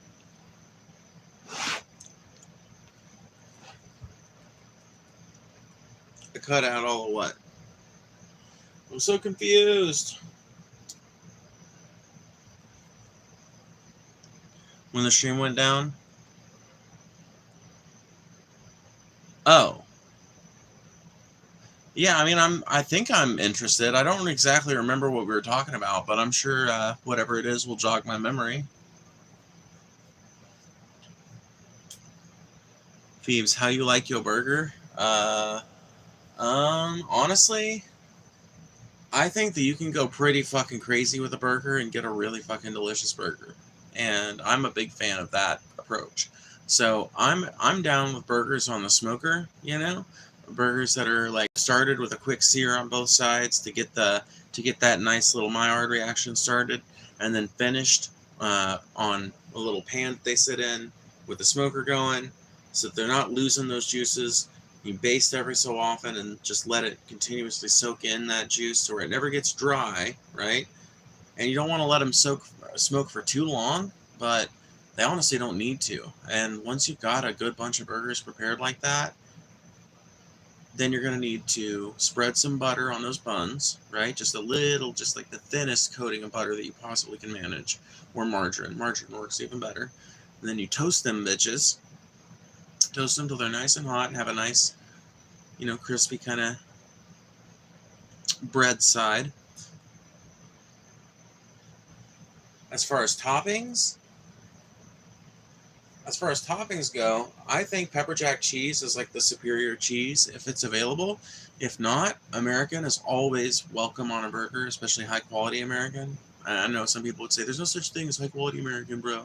But there is. There are some American cheeses that just taste like shit, and there's some American cheese that actually tastes good and more like cheese. So whatever. But some kind of sliced cheese. I'm honestly not a big fan of.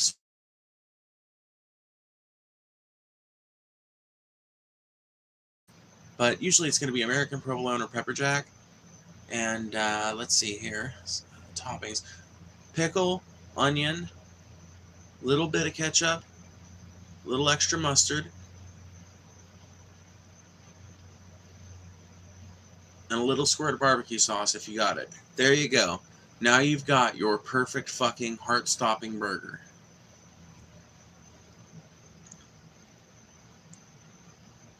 That's a 10. See, I know me some food, dude. You don't get to be this fat without knowing you some food.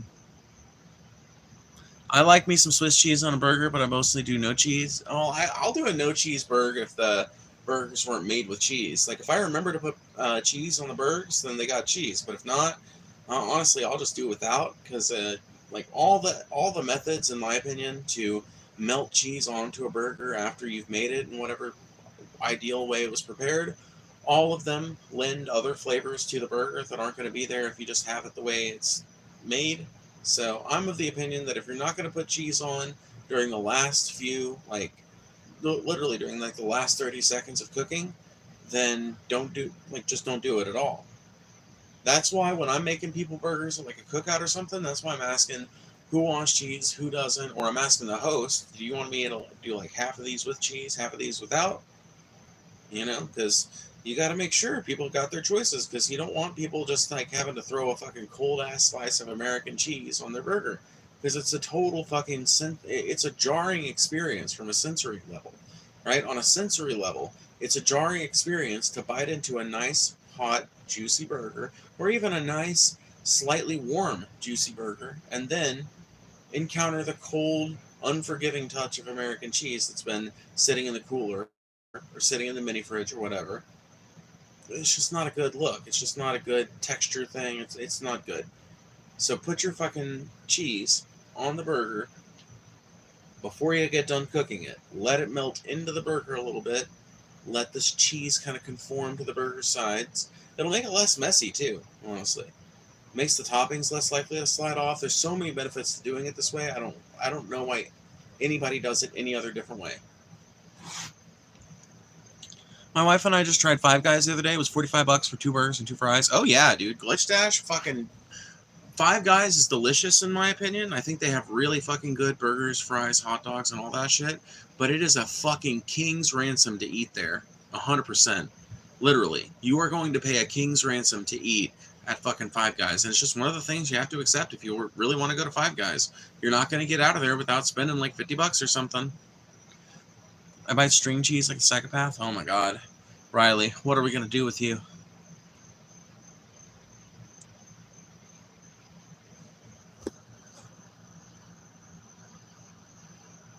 Great order bubble bass? What is bubble bass? Bubble bass?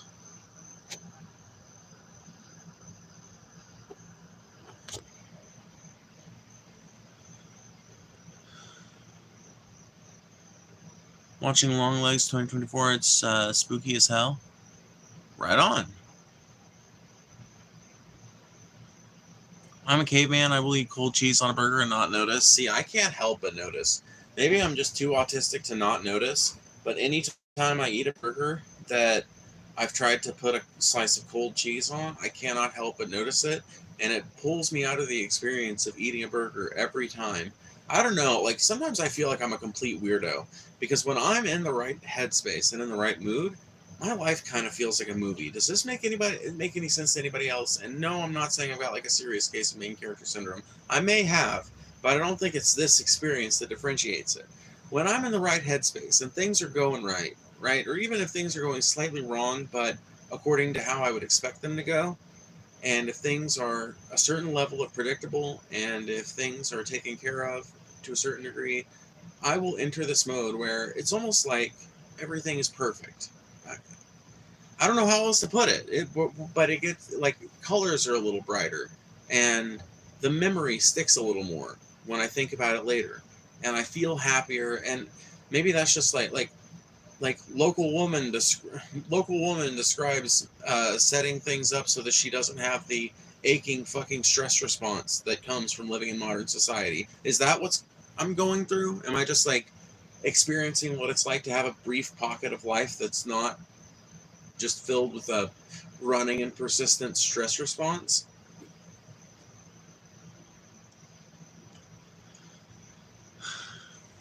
No, it feels like microwaved empanadas. I hate when when in the same bite I'm getting hot and cold. Yeah, exactly. Thank you, Neuroseancer. To me, it feels like microwaved empanadas or some shit.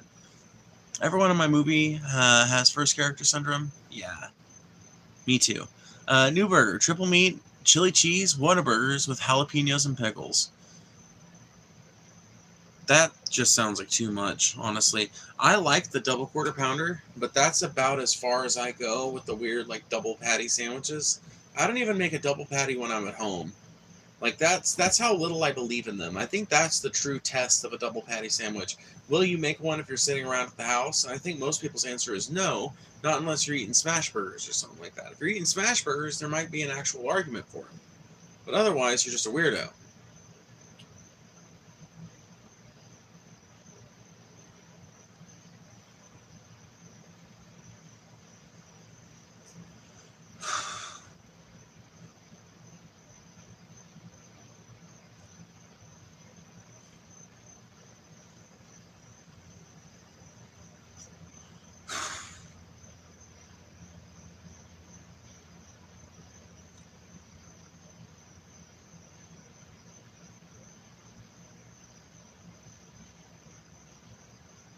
Sorry, I was just lost in my own head for a second. I was thinking about this Emerald Lagasse food press we have in the house, and thinking about how if I made a small enough ball of meat, I could, in theory, make some pretty delicious smash burgers with that thing. I would just have to figure out the exact right size to not exceed the dimensions of the press, because it's not round for some reason. It's all rectangular and shit. It's useful, but honestly, I don't know if it's as useful as a device like that potentially could be if it was made a little bigger. But then again, I'm sure part of the utility of it is the fact that it can go anywhere basically, and it can be used in most types of pans and pots and things like that. So I guess I'll just have to figure out the sizing issue, because if I do manage to figure that out, I can make some delicious fucking smash burgers with that press. How do I connect with you on Discord? My Discord is in my description. So my channel description will have my Discord in it, and you can send me a friend request on there, and I will accept it later on.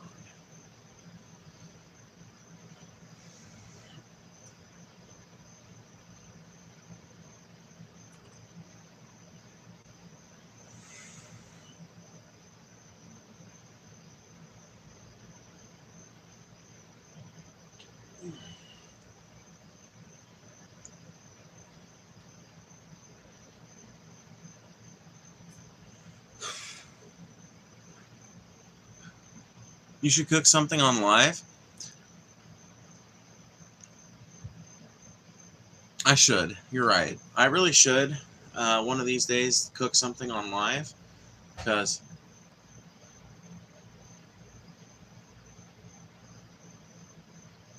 that was weird.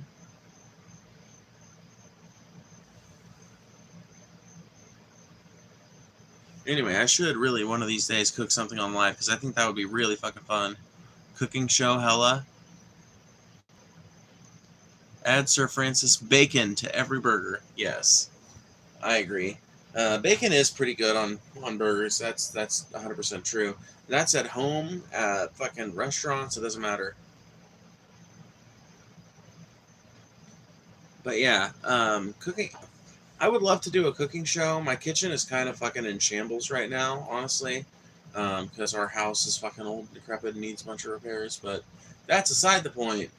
It's just kind of like, I don't know. I feel a little embarrassed with the precept of shooting in there, with it being like it is. It's not like it's dangerous to cook in. It's just not very photogenic right now. You know, unfinished floors, that kind of thing.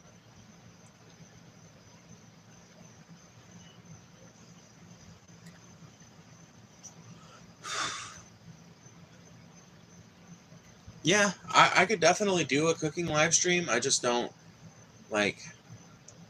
I don't know that my kitchen is the best suited for a cooking live stream, and I don't know. It's something I'll have to work out, because it is something ultimately I would love to do. Because I would love to do a live show where I capture my recipe for. Well, there's honestly a lot of recipes I would like to capture, but like one of them is my recipe for just good old fashioned fucking um, tomato sauce. I have a really good recipe for, I don't know, like I call it like a Cajun Italian style tomato sauce, because I really don't know what else to call it. Because I don't know of another person who's got a tomato sauce recipe like I do, but I also don't know of another tomato sauce that tastes like mine does. My tomato sauce has all kinds of like weird little unexpected flavors that fit surprisingly well within the context of what it's supposed to be, but they wouldn't necessarily expect in there. So instead of starting with like, you know, carrots and onions and what is it? Carrots, onions, and celery. Is that what normally goes in the Italian trio of cooking? I can't remember what it is, but instead of starting with carrots and all that kind of shit, I just start off with frying off some onions in there and some bell pepper.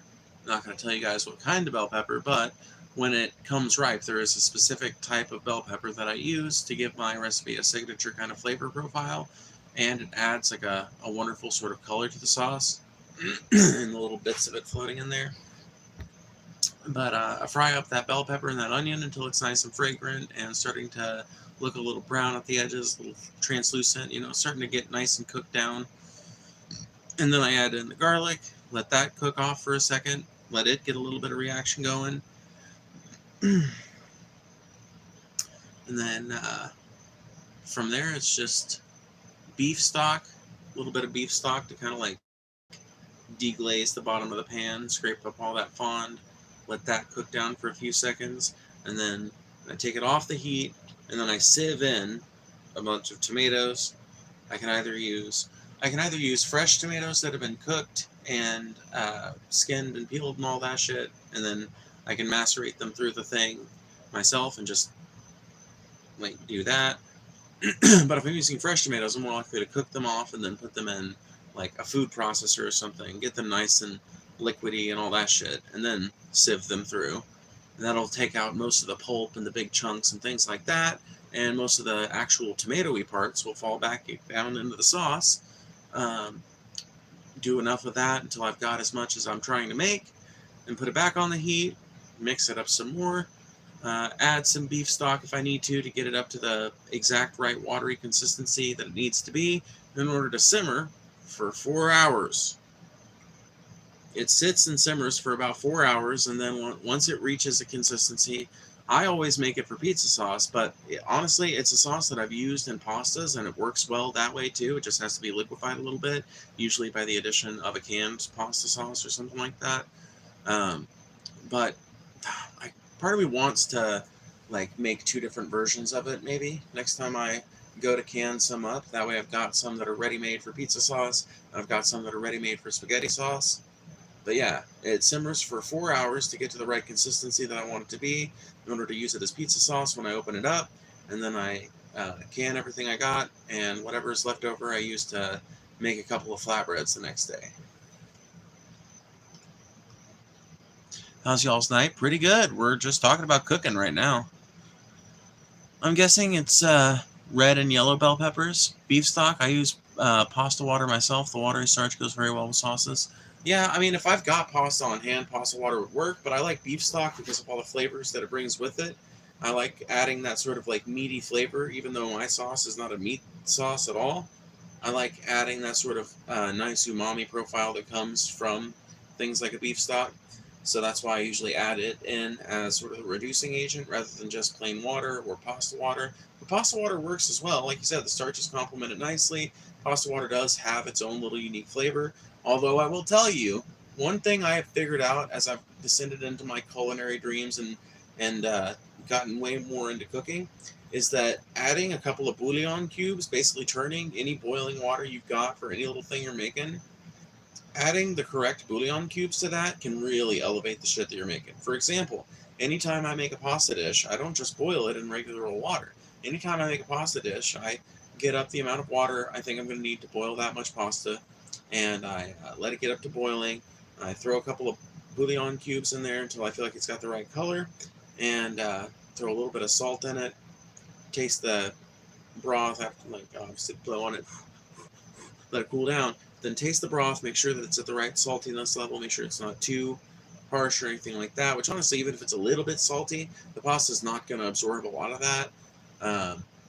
And people like their pasta salty anyway, so. But I, so far, have not over-salted a broth, which is good.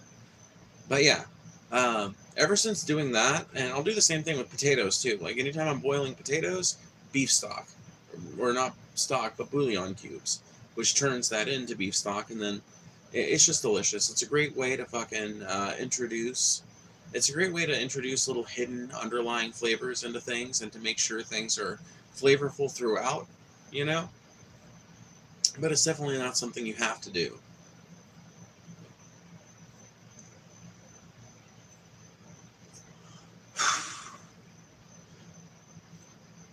Do you use vinegar? Vinegar does things. Vinegar can do things to certain tomato-based sauces and certain sauces in general, but no, I do not use vinegar in my tomato sauce. It ends up being a pizza sauce, so I don't necessarily know if vinegar would add good things to that flavor profile as presented, but, you know, maybe I should try it one of these days. I don't know. I will say this much. I use vinegar pretty heavily when I'm making a marinade for pork or chicken.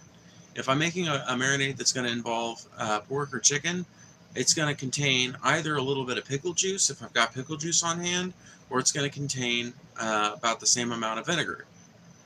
And then I'm going to throw some fucking dill seeds off in there to replace the fucking effect. But that is a brining tip that, in my opinion, works really well for both pork and chicken. And adding a little bit of lime or lemon juice, or lemon and lime juice. You don't want a lot, you don't need a lot, but just add a little bit of it to give it a little bit of a tang. And that, in combination with the vinegar, will help break down some of the proteins in that meat while it brines, and you will be left with something that's way tendier, or way more tender, way more juicy. Really good shit. It's the same reason why some people will marinate chicken, right, in a buttermilk, flour, and seasoning mixture while they'll let it marinate overnight or whatever before they actually make it the next night for dinner. because the acids in that buttermilk actually like work chemically on the proteins within the chicken, help break it down, help make it more tender, and then it just provides a nice binding agent with all the milk solids and the fats and everything else to allow for the second dredge of flour. Combines to give you this really fucking crunchy Sunday chicken, and I mean, you're really just not going to find anything juicier than it either. As long as, I will say this much, as long as it is pulled up right after it temps what it needs to temp. If you poke a chicken 3 times with a probe and each part in the center temps what it needs to, in the fattest, stickiest parts, take that chicken off. Don't let it overcook. Don't ever let chicken overcook. It's the worst thing you can do for chicken. Dry it out like a motherfucker, makes it tough. Chicken, when prepared correctly, should be an incredibly tender, melt in your mouth kind of meal. Prepared incorrectly, chicken is dry and fucking stringy and gross.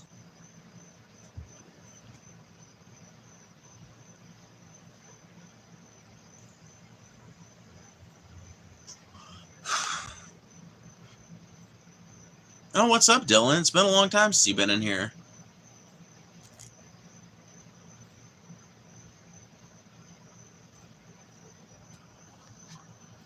Ever tried garlic and oil pasta? It's very easy and cheap. Olive oil, diced garlic, and if you want, add pepper flakes and meat of choice or other veggies when serving coated in Parmesan. Well, that's actually really good. That sounds really good, at least. Do you think there are any elderly people out there that have lived their entire lives without committing sin? Do you think there are any elderly people out there that live their entire lives without committing sin? No, no, because I mean, even the Bible says that sin is just a virtue of humanity, right?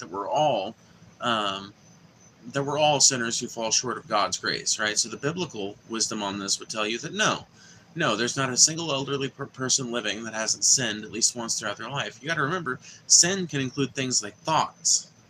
There are certain thoughts that are considered sinful. It's not just acts that are considered sinful. And so, under that framework, I don't think you could point at a single elderly person or otherwise, a single person in general that has gone through their life without sin. Because the definition is so broad as to include a whole lot of things that people just have accepted as a part of their everyday life. Even if we're going to, even if we're going to put Leviticus aside, right? It's very hard to fully abide by the Beatitudes, for example, in Matthew, living in our current capitalist society.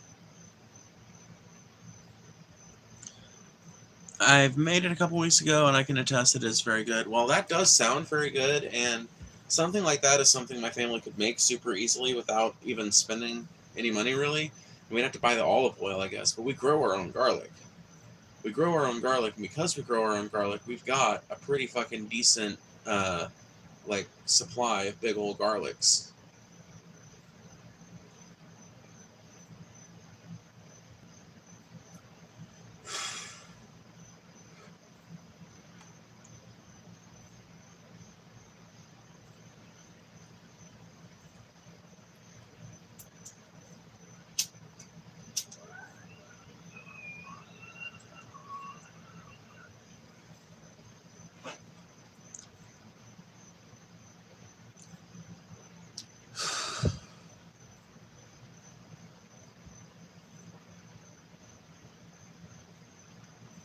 If I ever leave this world alive, I'll thank you for all the good you've done in my life.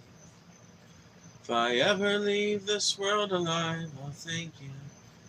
Da da da da da da da. Dun, dun, dun, dun, dun, dun. If I ever leave this world alive, if I ever leave this world alive.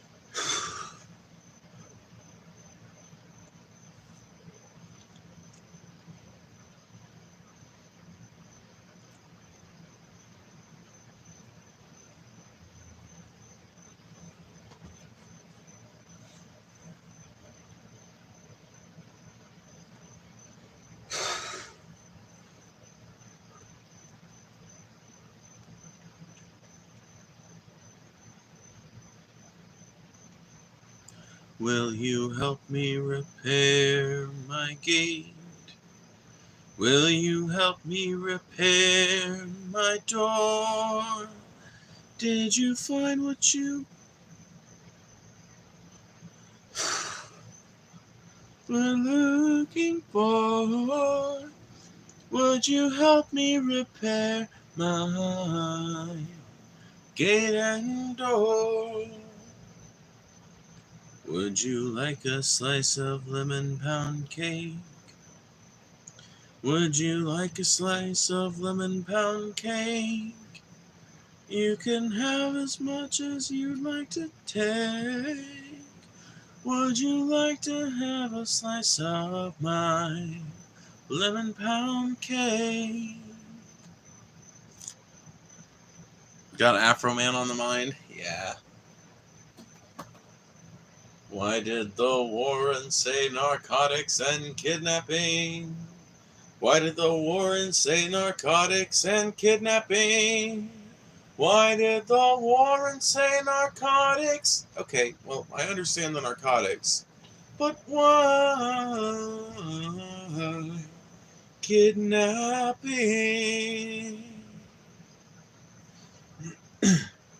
Was there a kidnapping victim in my suit pockets? Was there a kidnapping victim in my suit pockets? You crooked cops need to stop it. There was no kidnapping victims in my suit pockets. I fucking love that song. Afro Man was just in my city. I didn't go to the show. Aw, Riley. How dare you? Afro Man's so cool.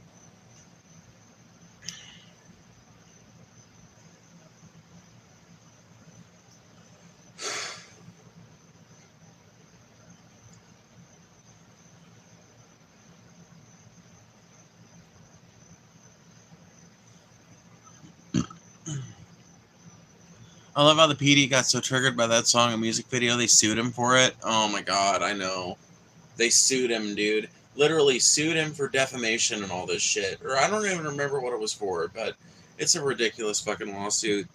Free Afro Man.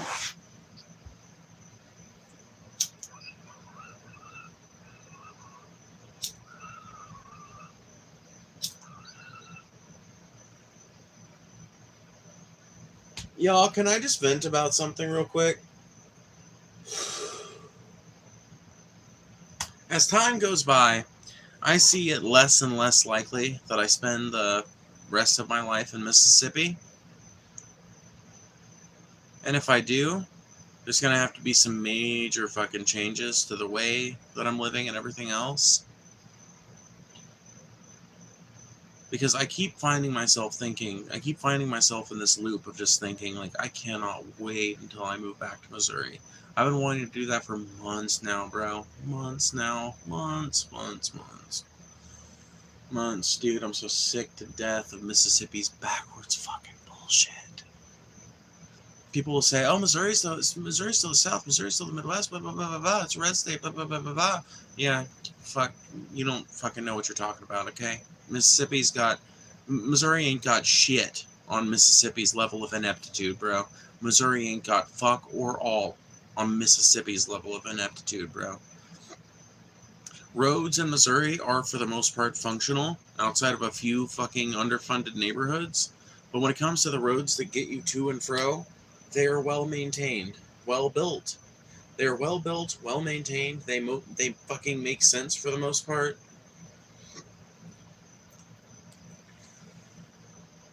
Not only that, but cannabis is legal up there recreationally, and I can grow my own, which is a big fucking sticking point for me the longer I live down here. Because, like, I cannot help but get a little pissed off, right? When I think about the fact that you're allowed to have a medical card down here, but you're not allowed to grow down here. It makes no fucking sense.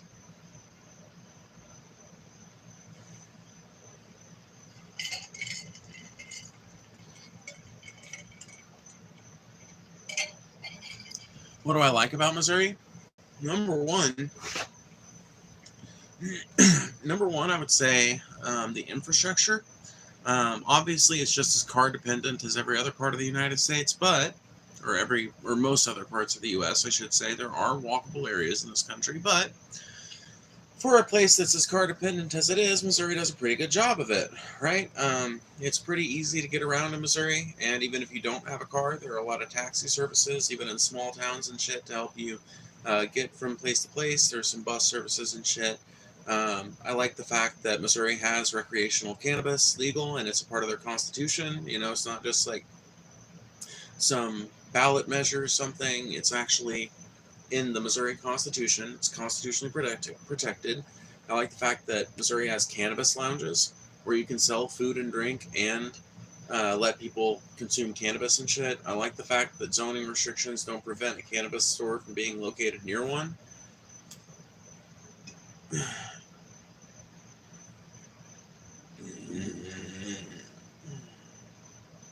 Sorry, excuse me.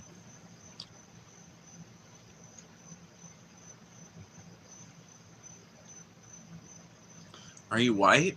Yeah. Yeah.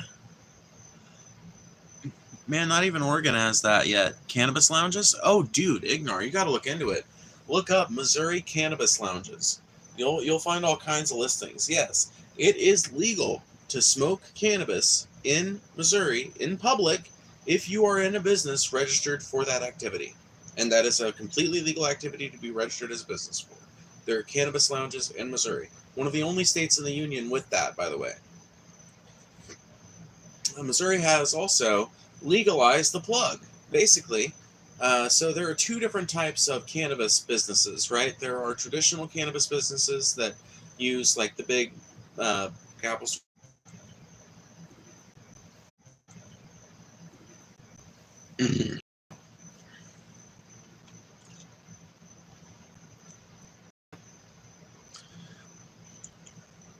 I have major gripes with Utah, but I often wonder if it's the best of the red states, all things considered.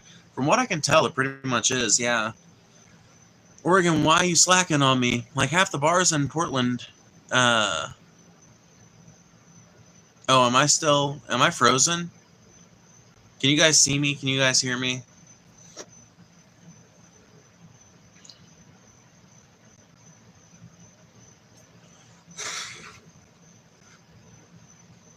Stream working again? Okay. So anyway, half the bars in Portland would allow it, and business would rock it up if they did. Oh, dude. Yeah, this is one of those policies that has worked out to great effect in Missouri, and that would work out to great effect in a whole lot of places all over this country that already allowed, that have already allowed recreational cannabis consumption and possession and shit like that.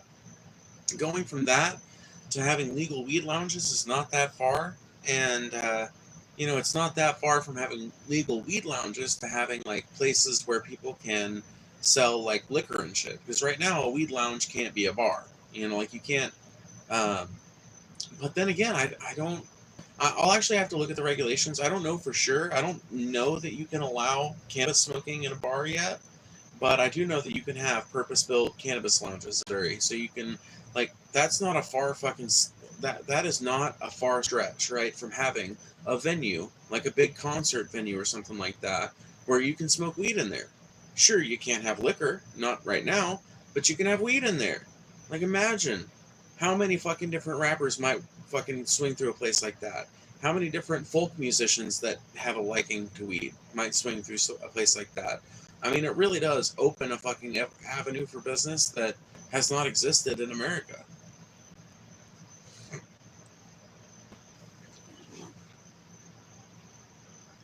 Back. Yay! I'm back.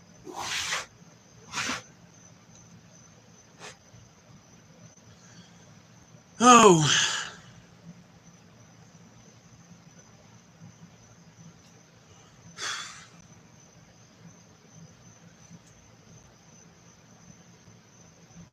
Mississippi sound whack as fuck. I'll bring you some good from West Michigan. Oh man.